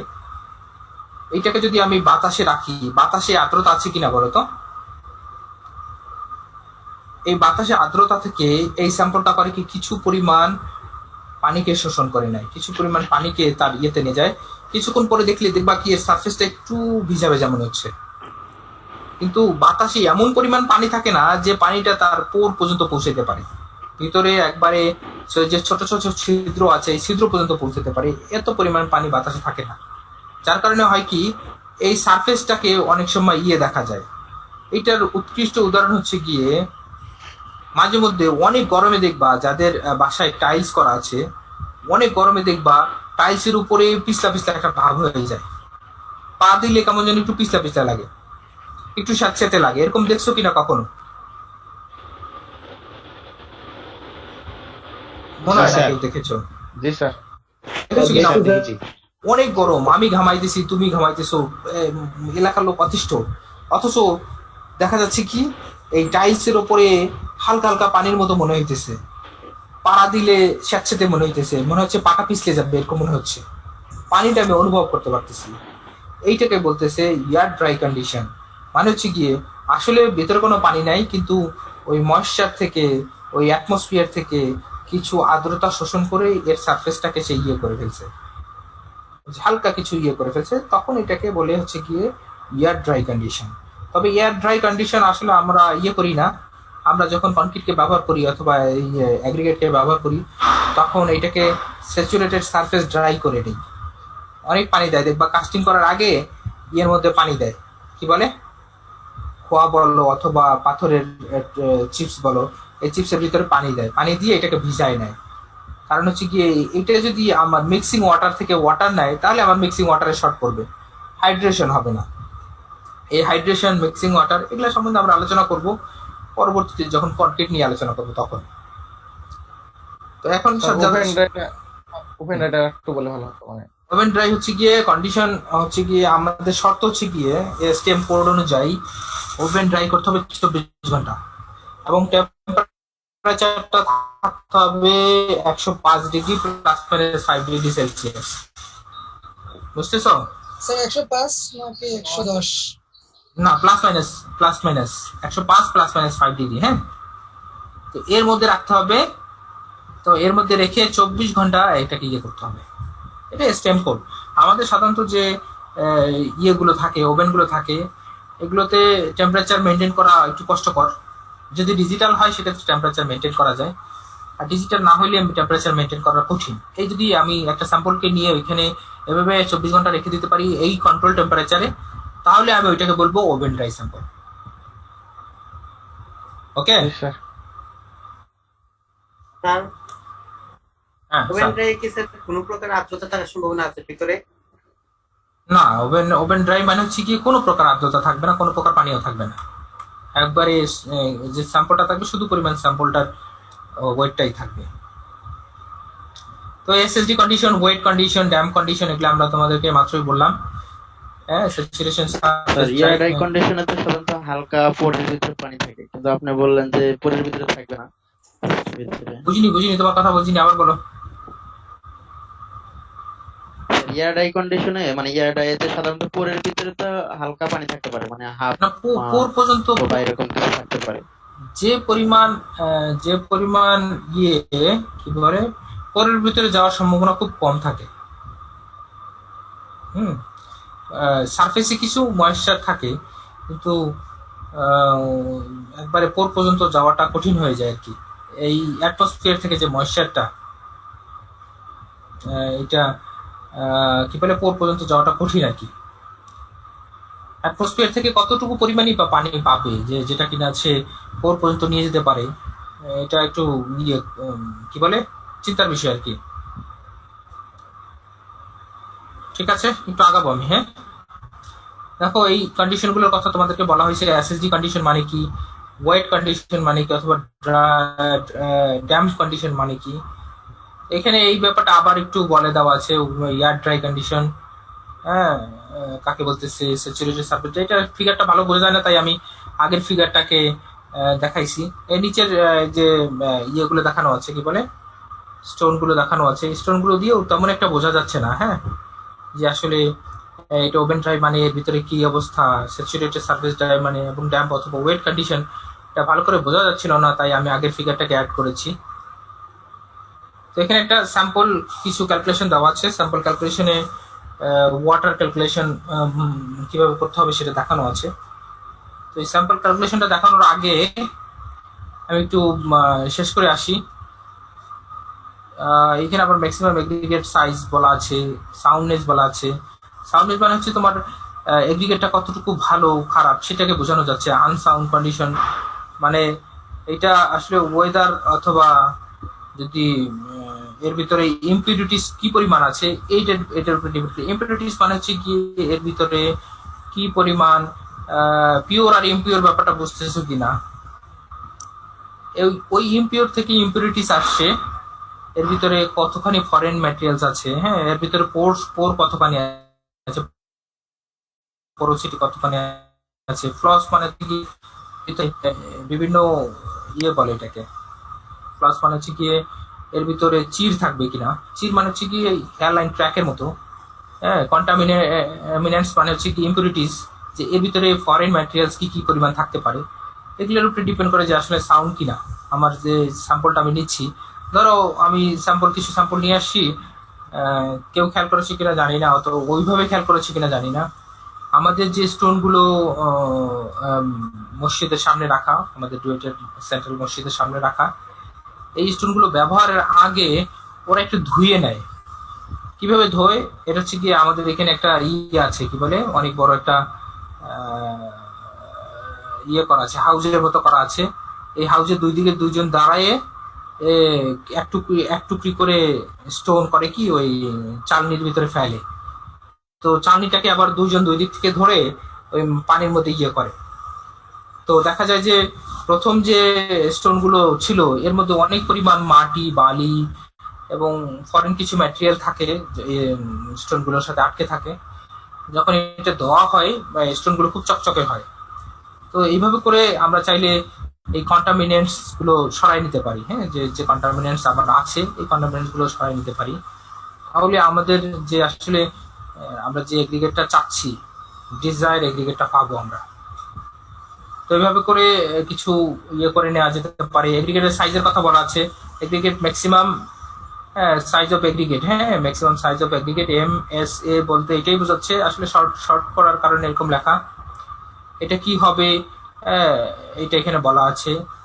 তো এটা আমরা জানি যে আমাদের দুইটা রেইনফোর্সমেন্টের মধ্যে যে ফাঁকা থাকবে অথবা রেইনফোর্সমেন্টের সাইজের কত % হবে এইটা আমরা জানি। হ্যাঁ, এখানে বলা আছে 1/5 of narrowest dimension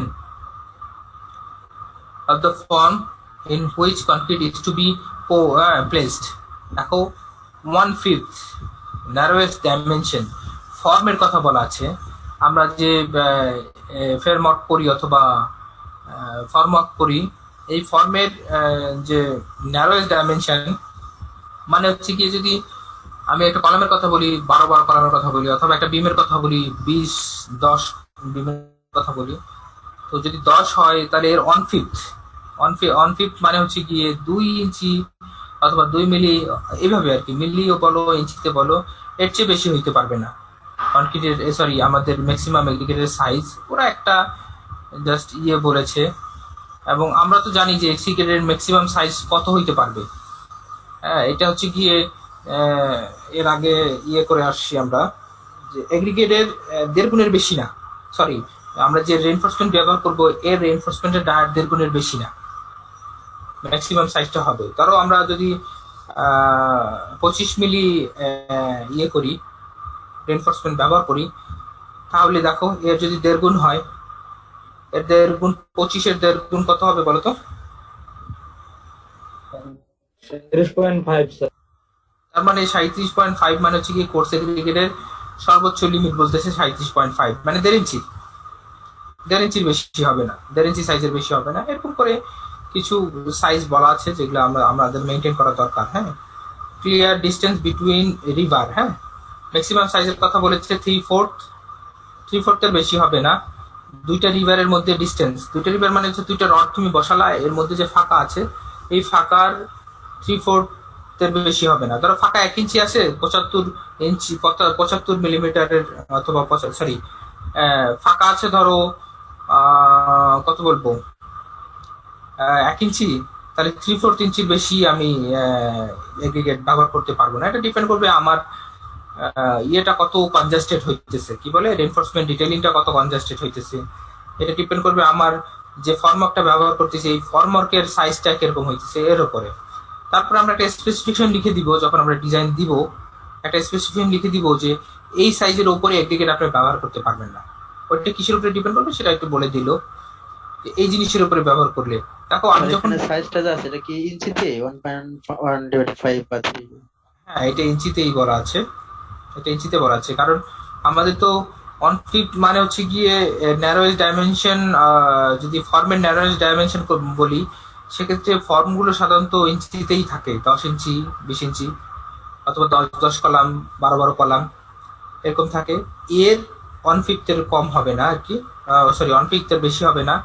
আবার আরেক জায়গায় বলতেছে যে যদি দুইটা রডের মধ্যে ফাঁকা 1 ইঞ্চি থাকে তাহলে 3/4 ইঞ্চি বেশি হবে না, 2 ইঞ্চি হইলে তার 3/4 করো, যেটা আসে সেটা হবে।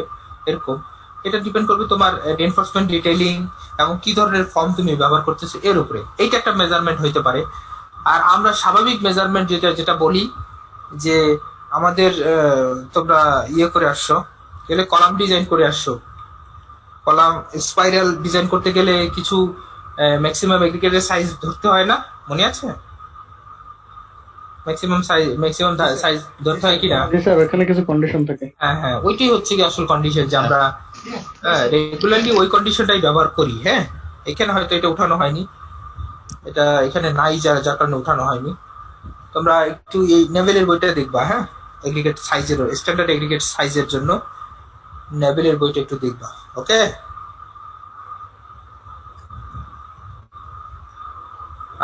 এগ্রিগেট গ্রেডিংটা দেখানো আছে, গ্রেডিংটা আমরা এর আগে দেখাই ফেলছি, স্পেসিফিক গ্র্যাভিটিটাও দেখাই ফেলছি।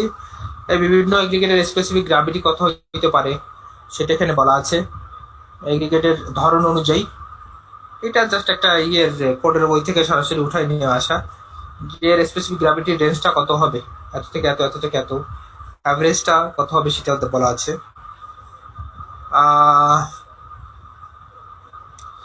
এটা বিভিন্ন কোয়ালিটি বলা আছে, যে আমার ভালো এগ্রিগেটের হইলে কি কি কোয়ালিটি থাকতে হবে। হ্যাঁ, কি কি কোয়ালিটি আমার দরকার। আসলে এখানে নিচে যে ব্যাপারগুলো আছে, হ্যাঁ এই যে দেখো সাবস্টেন্স, হ্যাঁ কেমিক্যাল রিয়াকশন, তারপরে হচ্ছে গিয়ে undergoes destructive expansion, clay and other surface. ও হ্যাঁ, এগুলো হচ্ছে যে এগুলা থাকতে পারবে না, নিচে যে ব্যাপারগুলো আছে এগুলা থাকতে পারবে না, যেমন স্ট্রাকচারালি সফট এবং উইক পার্টিকেল হতে পারবে না। আসলে এগুলো অনেক সময় মানা হয় না, ফ্ল্যাট অথবা ইলংগেটেড পার্টিকেল হইতে পারবে না। এখন ফ্ল্যাট এবং ইলংগেটেড পার্টিকেলের ব্যাপারে যদি বলতে চাই, ফ্ল্যাট বুঝতেছো যদি ইয়েটা কি বলে স্টোন চিপসটা এগ্রিগেটটা খুব ফ্ল্যাট হয়, মানে খুব পাতলা সরু হয়, আর ইলংগেট মানে অনেক লম্বা হয়, সাইজটা অনেক লম্বা হয়, এগুলো আমরা ব্যবহার করব না। আর এর উপরে কোনো কোটিং থাকতে পারবে না। কোটিং বুঝতেছো কিনা, যে এর ফরেন কোনো ম্যাটেরিয়ালের কোটিং থাকতে পারবে না, ক্লে থাকতে পারবে না। একটু আগে বললাম যে আমাদের এখানে এই স্টোন চিপস গুলোকে খুব সুন্দর করে ধুয়ে নেওয়া হয় যাতে করে এর উপরে কোনো ক্লে না থাকে, এর উপরে কোনো কোটিং না থাকতে পারে। আবার ফ্ল্যাট পার্টিকেল অথবা এলোঙ্গেটেড পার্টিকেল আমরা ব্যবহার করব না। আমরা খুব নরম পার্টিকেল ব্যবহার করব না, নরম অথবা উইক পার্টিকেল ব্যবহার করব না, যেটা ধরলেই ভেঙে যায়। এটা তোমার ঢালাই মেশিনে দিলাম, এটা মনে করো যে বাড়ি খেয়ে গুঁড়া গুঁড়া হয়ে গেল, তাহলে এটা ব্যবহার করা আমার ঠিক হবে না, কি উচিত হবে না। এরকম কিছু বৈশিষ্ট্য এখানে বলা আছে। স্যার আমরা যখন ব্যবহার করবো যে চারটা কন্ডিশনে যে এগ্রিগেট গুলো দেখানো হলো, আসলে কোন এগ্রিগেটটা ব্যবহার করা আমাদের জন্য ভালো হবে, সবচেয়ে ভালো? এগুলো থাকতে পারবে না। হ্যাঁ, নাকি না স্যাচুরেটেড সারফেস ড্রাই কন্ডিশনে ব্যবহার করতে হবে। ওটা যদি ব্যবহার করি এবং এই স্পেসিফিক গ্র্যাভিটির মানটা সর্বোচ্চ কত হলে বা কত মানের ভিতরে হলে ব্যবহার করা যাবে যদি এসএসডিসি হয়? না, এটা ডিপেন্ড করবে। তুমি যদি স্টোন এগ্রিগেট ব্যবহার করো তাহলে এক ধরনের হবে। হ্যাঁ, আবার যদি তুমি ইয়ে ব্যবহার করো কি বলে ব্রিক এগ্রিগেট চিপস ব্যবহার করো তাহলে এক ধরনের হবে। এখন এইটা কত হইলে ভালো হয় এরকম না, ব্যাপারটা এর মধ্যে না, ডিপেন্ড করবে কি ধরনের চিপস তুমি অথবা কি ধরনের এগ্রিগেট তুমি ব্যবহার করতেছো। এখন সিলেট স্যান্ড হইলে এক ধরনের হবে। আবার যদি তুমি লোকাল স্যান্ড ব্যবহার করো, লোকাল স্যান্ড এটা তোমার এই সাদা বালিটার কথা বলতেছি, সাদা বালিটা যদি ব্যবহার করো তাহলে এক ধরনের হবে। এখন যদি তুমি তোমার বিল্ডিং এর ইম্পর্টেন্সের উপরে ডিপেন্ড করবে তুমি কোনটা ব্যবহার করবা। যেমন আমরা এখানে সিলেট স্যান্ড ছাড়া ব্যবহার করতেছি না, এবং যদি সাদা বালিটা দিই তাহলে খুব কম পরিমাণ দিচ্ছি। তাহলে দেখতে হবে দুইটা মিলিয়ে আমার স্পেসিফিক গ্র্যাভিটি কত আসে অথবা এফএম কত আসে। এফএম কম্বিনেশন বের করা যায় না বলতো? দুইটা বালির এফএম নিয়ে তারপর কম্বাইন করে এফএম বের করা যায় না?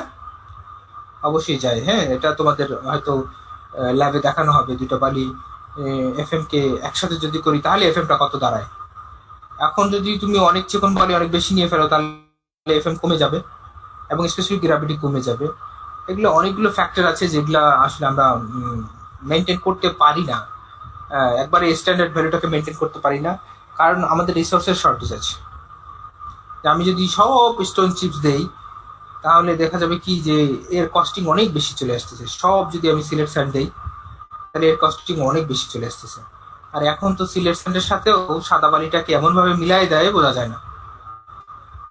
আমাদের ল্যাবে কিছু স্যান্ড আছে, ওই স্যান্ডগুলো ছেলেরা নিয়ে আসছিল ইয়ে করার জন্য, থিসিস করার জন্য। এই স্যান্ডের মধ্যে দেখি আমি সাদা বালি মেলানো, ভিটি বালিগুলো আছে না, ভিটি বালিগুলো মেলানো। এরকম যদি হয় তাহলে একটু সমস্যা আছে। আমি স্ট্যান্ডার্ড ভ্যালুগুলো এর আগে বলে আসছি, অনেক আগে দেখাই আসছি যে স্পেসিফিক গ্র্যাভিটি যদি মিডিয়াম স্ট্যান্ড হয় তাহলে কিরকম হবে, এফএম কিরকম হবে, কি বলে যদি নর্মাল স্যান্ড হয়, হ্যাঁ সেক্ষেত্রে কিরকম হবে, coarse sand, fine sand, medium sand যদি হয় সেক্ষেত্রে এফএম কিরকম হবে সেটা বলে আসছি। এখন তুমি যদি বলো যে স্যার আমাদের বাংলাদেশের প্রেক্ষাপটে কোনটা ব্যবহার করবো, তাহলে মিডিয়ামটা ব্যবহার করতে পারো। 2.6 থেকে 2.9 পর্যন্ত এফএম যেটা, এইটা ব্যবহার করতে পারো স্যান্ডের ক্ষেত্রে। আর স্টোনের ক্ষেত্রে বলবো যে যেহেতু আমরা ব্রিক চিপসটাকে অনেক বেশি ব্যবহার করি তাহলে এর ডেন্সিটিটা সাধারণত 1100 কেজি পার মিটার কিউবের বেশি হয়। 1100 থেকে সর্বোচ্চ যদি হয় 1500 হইতে পারে যদি ব্রিকটা মাটিটা অনেক ভালো থাকে। তবে 1500 পাওয়া যায় না, 1100-1200 বেশি পাওয়া যায় আমাদের যে আমরা ব্রিক ব্যবহার করি। আর স্টোন যেটা আমরা এখানে যেটা ব্যবহার করতেছি এটা 1500 থেকে 1700 মধ্যে পাওয়া যায়, 1500 থেকে 1700 কেজি পার মিটার কিউবের মধ্যে পাওয়া যায়। এরকম হইলে মোটামুটি আমরা ব্যবহার করতে পারি আর কি। এখন এই স্পেসিফিক ভাবে বলা যাচ্ছে না যে আসলে কোনটা ব্যবহার করব। তুমি যেটা ব্যবহার করবা এটা এই হিসেবে যদি স্টোন বলো তাহলে স্টোন যদি সবচেয়ে ভালো স্টোন যেটা বাংলাদেশে পাওয়া যায় এটা 1700 কেজি পার সেন্টিমিটার কিউব হয়, মিটার কিউব হয় এর ডেন্সিটিটা। আর ব্রিক যদি সবচেয়ে ভালো হয় 1250 পাওয়া যায়, 1250 কেজি পার মিটার কিউব পাওয়া যায় বাল্ক ডেনসিটিটা পাওয়া যায়। তো এগুলোকে আমরা ব্যবহার করতে পারি। আর কি কন্ডিশনে ব্যবহার করব?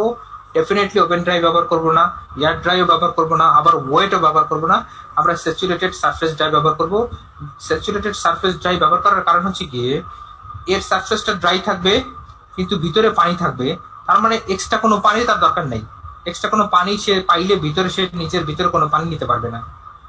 তো এরকম যদি হয়, আর আমাদের যে মিক্সের যে ওয়াটারটা ব্যবহার করবো সেটা হচ্ছে গিয়ে এই ওয়াটারটা এর সারফেসটাকে একটু ভেজাবে এবং সিমেন্টটাকে ভেজাবে, ভেজে এই সারফেসটার সাথে সিমেন্টের একটা বন্ড তৈরি করবে, এগ্রিগেটের একটা বন্ড তৈরি করবে। আর যদি আমি ওভেন ড্রাই স্যাম্পল ব্যবহার করি তাহলে হবে কি, মিক্সের ওয়াটার থেকে যে ওয়াটারটা ঢালাই করার সময় আমি দিব, এই ওয়াটারটা থেকে ও খালি পানিটা আনতেই থাকবে। কিছুক্ষণ পরে দেখবা কি যে তোমার এই কি বলে কনক্রিট ড্রাই হয়ে গেছে, কনক্রিট শুকায় গেছে। হ্যাঁ, এত তাড়াতাড়ি কনক্রিট শুকায় গেল কেন? আসলে এত তাড়াতাড়ি শুকাই যায়নি। এই কনক্রিটের ভিতরে, এই এগ্রিগেটের ভিতরে যে পানি থাকার কথা ছিল সেটা ছিল না। কনক্রিটের ভিতরে যখন তুমি পানি দিয়েছো এটা টাইনে সে খেয়ে ফেলছে। আমাদের গ্রামে একটা কথা বলে যে দেখবা চৈত্র মাসে মাঠ ঘাট সব ফেটে চৌচির হয়ে যায় না? দেখছো কি না কখনো যে মাঠগুলো একবারে ক্ষেতগুলো ফেটে হাঁ করে যায়, দেখছি তো রোদে শুকায়। তাহলে দেখবা যে ওর মধ্যে যদি তুমি অল্প কিছু পানি দাও, সে করে কি ডাক দিয়ে পানি চষে। ডাক দিয়ে পানি চষা মানে বোঝো, মানে শব্দ করে পানি তার ভিতরে নিয়ে যায়, তার ভিতরে এত ডিমান্ড থাকে। আর আমাদের যে ওভেন ড্রাই স্যাম্পলটা তার চেয়েও বেশি ডিমান্ড থাকে পানির। ওভেন ড্রাই স্যাম্পলটাকে যদি কখনো পানির কাছে আসে, সে খুব দ্রুত পানি শোষণ করে নেয়, চুষে নেয়। যদি আমি আমরা তো 4টা কন্ডিশনের আমরা জানলাম যে এরকম হলে আমাদের ড্রাই কন্ডিশন, ওভেন কন্ডিশন, কিন্তু আমরা যখন কোনো কাজে ব্যবহার করবো, আমরা কি ফিল্ড টেস্টের মাধ্যমে বুঝতে পারবো যে এটা ওভেন ড্রাই আছে বা এসএসডি? না, এটা হ্যাঁ ডেফিনেটলি টেস্টের মাধ্যমে তুমি ওইখান থেকে স্যাম্পল নিয়ে ওয়েট নিয়ে ওভেনে রেখে দাও। ওভেনে রেখে দিয়ে আবার পরে ওয়েট বের করো। তাহলে দেখো প্রথম যে ওয়েট নিলা এটা ফিল্ড কন্ডিশনে ওয়েট নিয়েছে, তো এটাকে বলে ফিল্ড ডেনসিটি টেস্ট। কি বলো তো?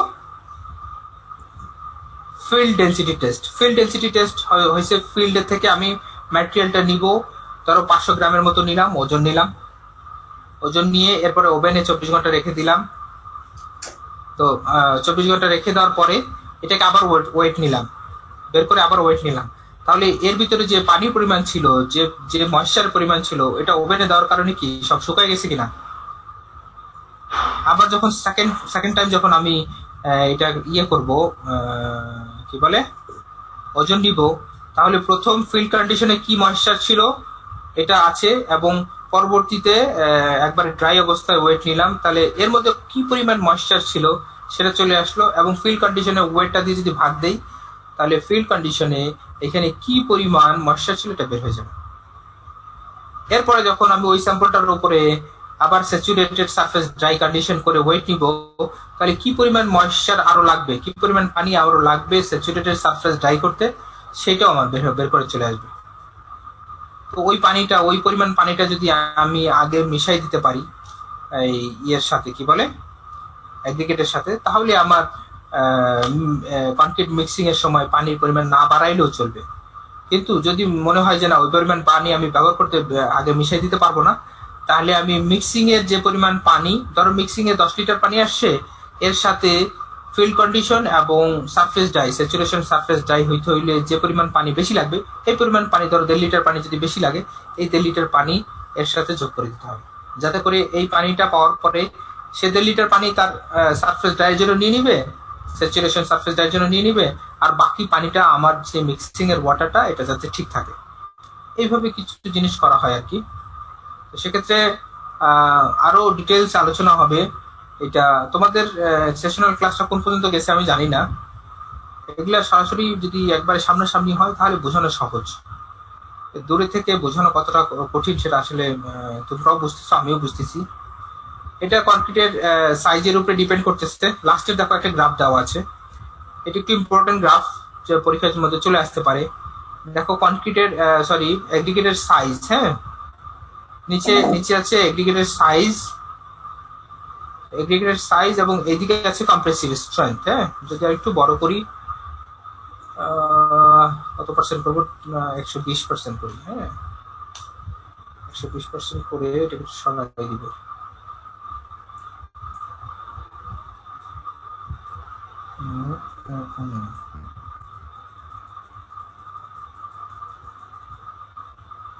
দেখো বোঝা যাচ্ছে কিনা বলতে পারতেছি না। এই নিচে আছে ম্যাক্সিমাম এগ্রিগেট সাইজ, আর এটা হচ্ছে গিয়ে কম্প্রেসিভ স্ট্রেংথ। কনক্রিট বানানোর পরে আমি শুরু করেছি 9.5 মিলিমিটার সাইজ দিয়ে, 19 মিলিমিটার, 37 মিলিমিটার, 76 মিলিমিটার, 152 মিলিমিটার, মানে 6 ইঞ্চি, এটা 3 ইঞ্চি, এটা 1.5 ইঞ্চি, এইটা 1.25 ইঞ্চি, 3/4 সাইজ, আর এইটা তো হাফ ইঞ্চির চেয়েও ছোট, 3/8 বলতে পারো, 3/8 সাইজের স্যাম্পল। তাহলে এই সাইজের এগ্রিগেট দিয়ে কাস্টিং করার পরে দেখা যাচ্ছে যে আমার যে কনক্রিটের স্ট্রেংথ একটা সময় দেখা যাচ্ছে একটু বাড়তেছে বাড়তেছে বাড়তেছে, আবার দেখো এই বাড়তে বাড়তে দেখো এখানে কি অবস্থা হয়ে গেছে। তার মানে এই বরাবর যদি ধরি, এটাকে ম্যাক্সিমাম ধরি, এই যে 300 বলতেছে 390 MPa, 390 MPa বরাবর যদি আমি আসি, তাহলে দেখা যায় 1.5 ইঞ্চি সাইজের স্যাম্পলের জন্য ম্যাক্সিমাম হয়। দেখো এদিক থেকেও কম, আস্তে আস্তে বাড়তেছে, আবার এরপরে গেলে আস্তে আস্তে কমে যাচ্ছে। তার মানে একটা ডিসিশনে আমরা আসতে পারি যে আমাদের যে এগ্রিগেট সাইজটা 9.5 থেকে 19 থেকে 38 বাড়ালাম, এই 38 পর্যন্ত আমার স্ট্রেংথ বাড়তে থাকে। দেখো স্ট্রেংথ বাড়তেছে, আবার 38-এর পরে গেলে স্ট্রেংথ আস্তে আস্তে কমতেছে। দেখো 76-এ গেলে স্ট্রেংথ কতখানি কমতেছে, আবার 76-এর পরে যদি আমি 6 ইঞ্চি সাইজে যাই তাহলে স্ট্রেংথ আরো কমতেছে। অতএব আমার করা যাবে না, কি বলে, যদি আমি চাই যে না আমি maximum size of the aggregate কত হইতে পারে, তাহলে আমি বলবো 1.5 ইঞ্চি অথবা 38 মিলিমিটার। এর জন্য এটা প্রুফড যে আমাদের পরিমাণটা বেশি আসে, কি বলে। They may also be used for determining mass volume. এই খবর পড়তেছো নাকি তুমি?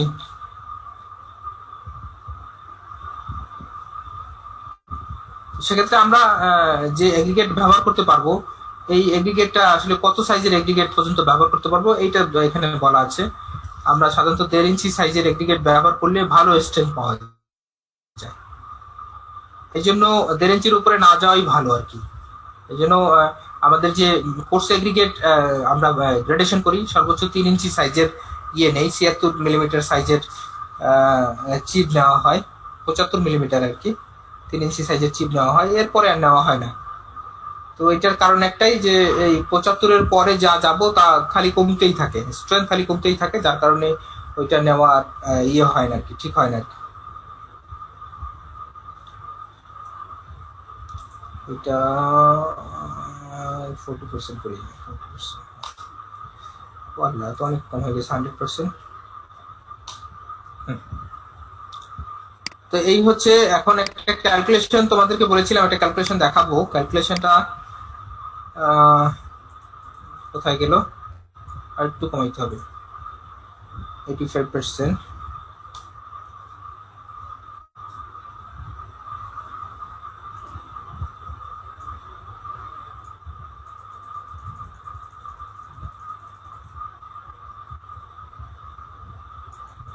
এখানে একটা স্যাম্পল ক্যালকুলেশন দেওয়া আছে, দেখো একটা স্যাম্পল দেওয়া আছে। ড্যাম্প এগ্রিগেট ওয়েট হচ্ছে গিয়ে, আগেই বলেছে ড্যাম্প এগ্রিগেট, হ্যাঁ, ওয়েট হচ্ছে 2.35 কেজি, ড্রাইড বাই কি বলছে, ড্রায়ার না, dryer unit free saturated surface dry কন্ডিশনে it is then found to weight 2.24 kg after drying in the oven এর 110 ডিগ্রি সেলসিয়াসে ড্রাই করেছে, সরাসরি টেম্পারেচারটা দেওয়া আছে। তারপরে ফাউন্ড হয়েছে 2.15 কেজি।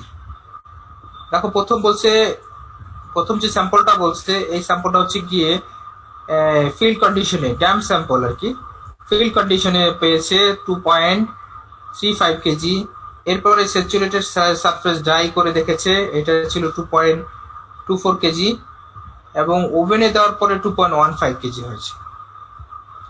ওরা বলতেছে ফ্রি ওয়াটার কন্টেন্ট কত, আবার বলছে টোটাল ওয়াটার কন্টেন্ট কত। দুইটা কথা বলেছে, তিনটা কন্ডিশন আছে। একটা হচ্ছে ফিল্ড কন্ডিশনে 2.35 ছিল, স্যাচুরেটেড সারফেস ড্রাই কন্ডিশনে 2.24 ছিল এবং 110 ডিগ্রিতে ওভেনে দেওয়ার পরে 2.15 হয়েছে। সরি, হ্যাঁ, এই তিনটা কন্ডিশন মনে রাখতে হবে একটু। এই তিনটা কন্ডিশন এখানে বলা আছে, দেখো। ইনিশিয়াল ওয়েট ছিল 2. যেটা আমি সরাসরি ফিল্ডে পেয়েছি 2.35। এসএসডি কন্ডিশনে ওয়েট ছিল 2.24। এরপরে আচ্ছা, এরপরে আরেকটা ওয়েট ছিল, সেটা হচ্ছে 2.15। এটা হচ্ছে ড্রাই ওয়েট ছিল 2.15, এটা এখানে লিখে নিই। আচ্ছা, free water content in aggregate is defined as the water content when the aggregate is in saturated surface dry condition। দেখো, ফ্রি ওয়াটার যদি আমি বলি তাহলে আগের ফিগারটাকে একটু দেখাইতে হবে। ফ্রি ওয়াটারটা আসলে কি বোঝাচ্ছে, এখানে আসো। এই যে এই কন্ডিশনটাকে যদি বলি, এইটা হচ্ছে স্যাচুরেশন সারফেস ড্রাই, আর এইটা হচ্ছে কি ড্যাম কন্ডিশন অথবা ময়েস্ট কন্ডিশন। তাহলে স্যাচুরেশন সারফেস ড্রাই মানে হচ্ছে গিয়ে এর ভিতরে যে পোরগুলো থাকবে, এই পোরগুলো ফিল করা থাকবে, কিন্তু সারফেসে কোনো পানি থাকবে না, ফ্রি ওয়াটার থাকবে না। আর ময়েস্ট অথবা ড্যাম কন্ডিশন হচ্ছে গিয়ে সারফেসে কিছু ফ্রি ওয়াটার থাকবে। সারফেসে ফ্রি ওয়াটারটা এটা অনেক সময় সারফেসের মধ্যে থাকতেও পারে, আবার তুমি একটু নাড়াচাড়া দিলে এটা পড়ে যেতে পারে। যেটা কিনা এমনিতে যদি আমি তোমাদেরকে বলি, তুমি একটা স্টোনের চিপস ও হাতে উঠাও, এর উপরে কিছু ফোটা ফোটা পানি থাকতে পারে, এটা চাইলে তুমি একটা রুমাল দিয়ে মুছে দিতে পারো, এটাকে ফ্রি ওয়াটার বলতেছে। তাহলে দেখো, স্যাচুরেশন সারফেস ড্রাই কন্ডিশন এবং ময়েস্ট অথবা ড্যাম কন্ডিশন, এই দুইটার মধ্যে যে পার্থক্য, এটাই হচ্ছে ফ্রি ওয়াটার, যেটা কিনা এই যে সারফেসে লেগে আছে। তাহলে এই দুইটার পার্থক্য যদি আমি করতে চাই, দেখো কিভাবে করব। ম্যাথমেটিক্সটাতে আসি। ওরা বলছে নর্মালি এমনি যেভাবে ড্যাম কন্ডিশনে পেলাম, ইনিশিয়াল ওয়েট পেয়েছিলাম এত, এবং স্যাচুরেশন সারফেস ড্রাই ওয়েট হচ্ছে 2.24। আমি এই দুইটার মধ্যে যে পার্থক্য, এই পার্থক্যটাই হচ্ছে গিয়ে ফ্রি ওয়াটার, মানে এর সারফেসে যে ওয়াটারটা লেগে আছে সেই ওয়াটার। দেখো, এইটা দুটো পার্থক্য বের করেছে, এটাকে বলতেছে ফ্রি ওয়াটার কন্টেন্ট। এইটা কতটুকু আছে, এইটা যদি আমি পার্সেন্টেজ বের করতে চাই, কিসের উপরে পার্সেন্টেজ বের করব, যে আসলে আমার স্যাম্পলটা কতটুকু আছে, অরিজিনালি স্যাম্পলটা কতটুকু আছে কোনো ওয়াটার বাদে। অরিজিনালি স্যাম্পল কত আছে, ওভেন ড্রাই স্যাম্পলটা 2.15। তার মানে আমি যদি পুরো স্যাম্পল থেকে পুরো ওয়াটারটাকে বাদ দেই, তার মানে অ্যাকুরেট একবারে পিওর স্যাম্পল আছে 2.15 কেজি। তাহলে 2.15 কেজির সাথে ফ্রি ওয়াটারটাকে পার্সেন্টেজ করলাম, 5.1% চলে আসছে। আচ্ছা, লাস্টে দেখো, টোটাল ওয়াটার হচ্ছে ফ্রি ওয়াটার কন্টেন্ট প্লাস হচ্ছে গিয়ে যতখানি অ্যাসিডিটির জন্য যতখানি পানি সে শোষণ করে নিয়েছিল, ওয়াটার অ্যাবজর্ব বাই এগ্রিগেট। অ্যাসিডিটির জন্য কতখানি, দেখো ফ্রি ওয়াটার তো আমি আগেই বের করলাম, এতখানি আছে। অ্যাসিডি ওয়েট আর হচ্ছে গিয়ে অ্যাসিডি ওয়েট আর হচ্ছে গিয়ে ওভেন ড্রাই ওয়েট। তো ওভেন ড্রাই মানে হচ্ছে কোনো পানি থাকবে না, আর অ্যাসিডি মানে হচ্ছে গিয়ে পোরগুলোতে পানি থাকবে, সারফেসটা ড্রাই থাকবে। আর ফ্রি ওয়াটার তো পাইলাম, সারফেসের উপরে যে পানিগুলো থাকবে সেগুলো ওইটা। তার এখন বাকি থাকে হচ্ছে গিয়ে এসএসডি এবং ড্রাই ওয়েটের মধ্যে কতখানি সম্পর্ক আছে, সেটা বের করলাম। টোটাল পানি চলে আসলো 0.2 কেজি। এই টোটাল পানিটাকে তুমি চাইলে ইয়ে করতে পারো, কি বলে, এই টোটাল ওয়েটের সাথে একটা সম্পর্ক বের করতে পারো, নো প্রবলেম। দেখো লাস্টে টোটাল আসলে এর মধ্যে কতখানি পানি আছে। এই স্যাম্পলের পিওর ওয়েট হচ্ছে 2.15 কেজি, এর মধ্যে 0.2 কেজি পানি আছে, তার মানে টোটাল পানির পরিমাণ হচ্ছে 9.3%। তার মানে ফ্রি ওয়াটার ছিল 5.1% আর টোটাল ওয়াটার ছিল 9.3%। এই তিনটা কন্ডিশন যদি তোমরা বোঝো তাহলে হয়তো ইয়ে হবে, কি বলে, এই ম্যাথমেটিক্সটা করা একটু সহজ হবে। ফ্রি ওয়াটার, আবারও বলতেছি, ফ্রি ওয়াটার ওইটা কি বলতেছে, যেটা যে কোনো সময় রিমুভ করা যায়। ধরো কচু পাতা দেখছো কিনা, কচু পাতার উপরে দেখবো পানিটা দিলে কি হয়, এটা খুব দৌড়দৌড়ি করতে থাকে, যে কোনো সময় পানিটা পড়ে যেতে পারে। এটাকে আমি ফ্রি ওয়াটার বলতেছি, যে পানিটা যে কোনো সময় মুভ করা যায়। যেমন আমার স্টোনের গায়ে, স্টোন চিপসের গায়ে যে পানিটা লেগে আছে, এই পানিটাকে চাইলে আমি একটু নাড়া দিলে পড়ে যাবে, অথবা একটা রুমাল দিয়ে মুছে দিলে সে শুকায় যাবে। কিন্তু এর ভিতরে যে পানিগুলো থাকবে, পোরের ভিতরে যে পানিগুলো থাকবে, এটা যদি তুমি সরাইতে চাও তাহলে ডেফিনেটলি এটাকে ওভেনে রাখতে হবে। এটা এমনিতে তুমি সরাইতে পারবা না, ওভেনে রেখে শুকাই দিতে হবে। তাহলে আমি ফ্রি ওয়াটার পেলাম, যেটা সারফেসে লেগে থাকবে, এটাকে ফ্রি ওয়াটার বলতেছে। এবং একবারে ড্রাই মানে হচ্ছে গিয়ে একবারে ড্রাই কন্ডিশন, ওইটা কি বলতেছি যে আমার এই ড্রাই কন্ডিশনে আমার যে স্টোন ছাড়া আর কিছুই নেই। আর স্যাচুরেশন সারফেস ড্রাই কন্ডিশন মানে সারফেসটা ড্রাই থাকবে, এর ভিতরে পোরগুলো পানি দিয়ে ভর্তি থাকবে। এই তিনটা কন্ডিশন। তাহলে আমি যদি বলি যে কোনো পানি থাকবে না, তার মানে ওপেন ড্রাই কন্ডিশন। আবার যদি বলি যে স্যাচুরেশন সারফেস ড্রাই মানে সারফেসটা ড্রাই করে দিব, ভিতরে কিছু পরিমাণ পানি থাকবে। আবার যদি ফ্রি ওয়াটার বলি, আচ্ছা ভিতরে পানি আছে, উপরে সারফেসে যে পানিটা লেগে থাকবে, এটা ফ্রি ওয়াটার। তো এই তিনটা কন্ডিশন যদি বোঝা যায়, তাহলে আমার মনে হয় তোমাদের জন্য এই ম্যাথমেটিক্সটা করা সহজ। স্যার এখানে যে ইনিশিয়াল ওয়েট থেকে এসিডিটা আনতে আমরা কোন দ্বারা মুসিবল দ্বারা নাম মুছে যদি আমরা বাতাসে অথবা রোদের স্বাভাবিক তাপমাত্রায় শুকাই তাহলে হবে না? না না, স্বাভাবিক তাপমাত্রা দিলে ড্রাই ওয়েটটা তুমি পাবা না। একবারে যে তুমি ড্রাই ওয়েটের কথা বলতেছিলাম আমি, কি বলে ওভেন ড্রাই ওয়েট, একমাত্র তাহলে ফিল কন্ডিশন পাবা। এখন ম্যাটেরিয়াল গুলো যেমন রোদের মধ্যে রাখা আছে, অনেক রোদ পাচ্ছে, তাহলে দেখবা একটু শুকায় গেছে, আবার বিকেল বেলা দেখবা যে একটু ঠান্ডা পাওয়ার কারণে আবার কিছু অ্যাবজর্ব করে নিবে। তো এটা বিভিন্ন সময় বিভিন্ন কন্ডিশনে পাবো, যেটা কিনা এখানে প্রথমে দেখানো আছে 2.35। হ্যাঁ, বিভিন্ন সময় বিভিন্ন কন্ডিশনে পাবো। এইটা দিয়ে আমি এটা নির্ধারণ করতে পারতেছি না যে আসলে এর ভিতরে কতখানি পানি আছে অথবা কতখানি পানি নাই।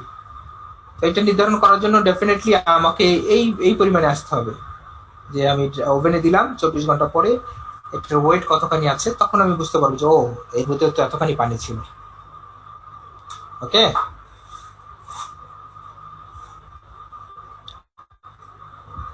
তাই বুঝেছো কিনা? একটু দেখো এই তিনটা কন্ডিশন যদি তোমাদের হাতে থাকে, এই যে তিনটা কন্ডিশন, এখানে তিনটা কন্ডিশনের কথা বললাম, এই কন্ডিশনটাকে বাদ দাও। এয়ার ড্রাই কন্ডিশন আমরা নেই না। হ্যাঁ, এয়ার ড্রাই কন্ডিশন আমরা কোনো জায়গায় ব্যবহার করি না। এই মধ্যের কন্ডিশনটা বাদ দাও। ওভেন ড্রাই নিব, স্যাচুরেশন সারফেস ড্রাই নিব, ময়েস্ট অথবা ওয়েট কন্ডিশন নিব, অথবা ফুল স্যাচুরেশন কন্ডিশন নিব। ফুললি স্যাচুরেটেড কন্ডিশন আমি লাস্টের কন্ডিশনটাকে বলতেছি।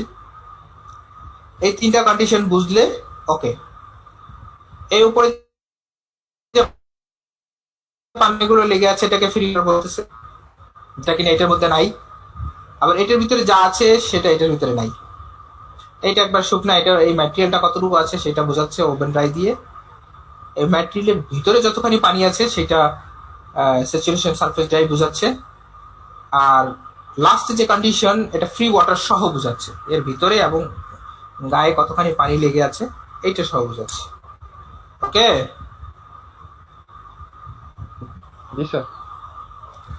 ছেলেগুলোর কোনো সাড়া নাই, কিছু বুঝতেছে না, খালি আমাকে ওপেন করে এই যে আমি যে কথাগুলো বলতেছি, স্যারের কথাগুলো খালি বলেই গেলাম না। তোমরা যদি না শোনো তাহলে কেমনি কি বলতো? কেমনি আছো বলো তো? কোশ্চেন করবো? স্যার আমার কিছু কোশ্চেন করবো, মনে আছে কি? আরে তোমার কোশ্চেনের আগে আমার কিছু কোশ্চেন আছে, সেগুলো একটু উত্তর দিয়ে নাও, তারপরে কোশ্চেনের উত্তর দিচ্ছি। দিব? তোমাদের বলেছিলাম কি কি মনে রাখতে বলেছিলাম, মনে আছে?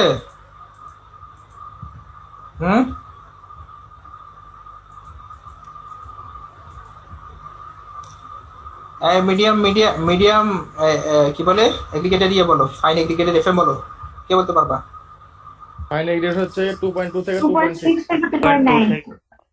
এই যে মহিলা পেরে গেছে, তোমরা পারোনি।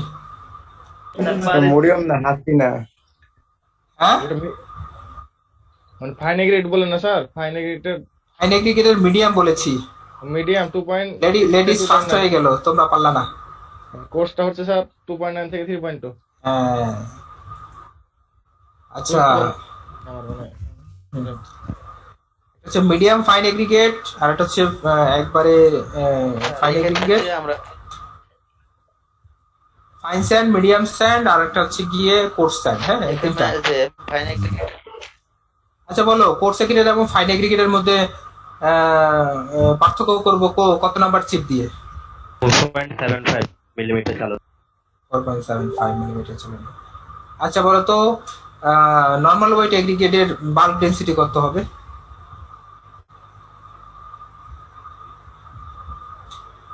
পারবা কেউ? হ্যাঁ, এটা তো 2400, তো তুমি বললা কনক্রিটের। স্যার 1100 থেকে নর্মাল ওয়েট এগ্রিগেটের বাল্ক ডেন্সিটি কত থেকে কত কেজি পার মিটার কিউব হবে? হ্যাঁ, এই দেখছো, ইয়ে করনি। আচ্ছা, এগ্রিগেটের ক্লাসিফিকেশন বলো তো, কোর্সে গিয়ে কি কি ধরনের ক্লাসিফিকেশন হতে পারে? আমি বলেছিলাম নর্মাল ওয়েট এগ্রিগেটের কথা বলেছিলাম, এটা 1520 থেকে 1680 হবে। এটা তোমরা বলতে পারো নি। লাইট ওয়েটটা 1120 থেকে হবে, আর হেভি ওয়েট হবে হচ্ছে গিয়ে 2080। 2080। হ্যাঁ, 2080, এটা বলতে পারো নি। আচ্ছা, সাইজ অনুযায়ী এগ্রিগেটের ক্লাসিফিকেশন বলো তো। তার দুই প্রকার, কোর্স এগ্রিগেট, ফাইন এগ্রিগেট। ওকে, কোর্স এগ্রিগেটের স্পেসিফিকেশন বলো। 2.3 থেকে 2.1 এর নিচে।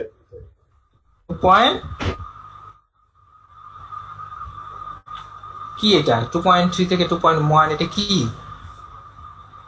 স্যার 4.75 মিলিমিটার থেকে 50 মিলিমিটার কোর্স এগ্রিগেট। আচ্ছা আচ্ছা আচ্ছা, একটু নেভেলের বইটা দেখো, আর একটু কনফিউশন দূর হবে। নেভেলের বইতে বেশ কয়েকটা ম্যাথমেটিক্স এর সমাধানও দেওয়া আছে, এটা তোমাদের জানা থাকলে ভালো আর কি। হ্যাঁ, আরো বেশ কয়েকটা ম্যাথমেটিক্স দেওয়া আছে, এগুলা অ্যান্সার সহ আছে হয়তো। অ্যান্সার সহ দেওয়া আছে, এগুলা করতে পারলে ভালো আর কি। হ্যাঁ, ওপেন ড্রাই স্যাম্পল দেওয়া আছে, এসএসডি স্যাম্পল দেওয়া আছে। এটা আসলে ইয়ে করার পরে করলে ভালো। তোমাদের কি বলে সেশনাল ক্লাসে কতটুকু করাইছে জানি না। সেশনাল ক্লাসে স্যান্ডের কিছু করাইছে তোমাদের? তোমাদের স্যান্ডের কিছু করাইছে সেশনাল ক্লাসে? সব শেষ স্যার, একবারে? তাহলে তো আমার জন্য ভালোই হলো।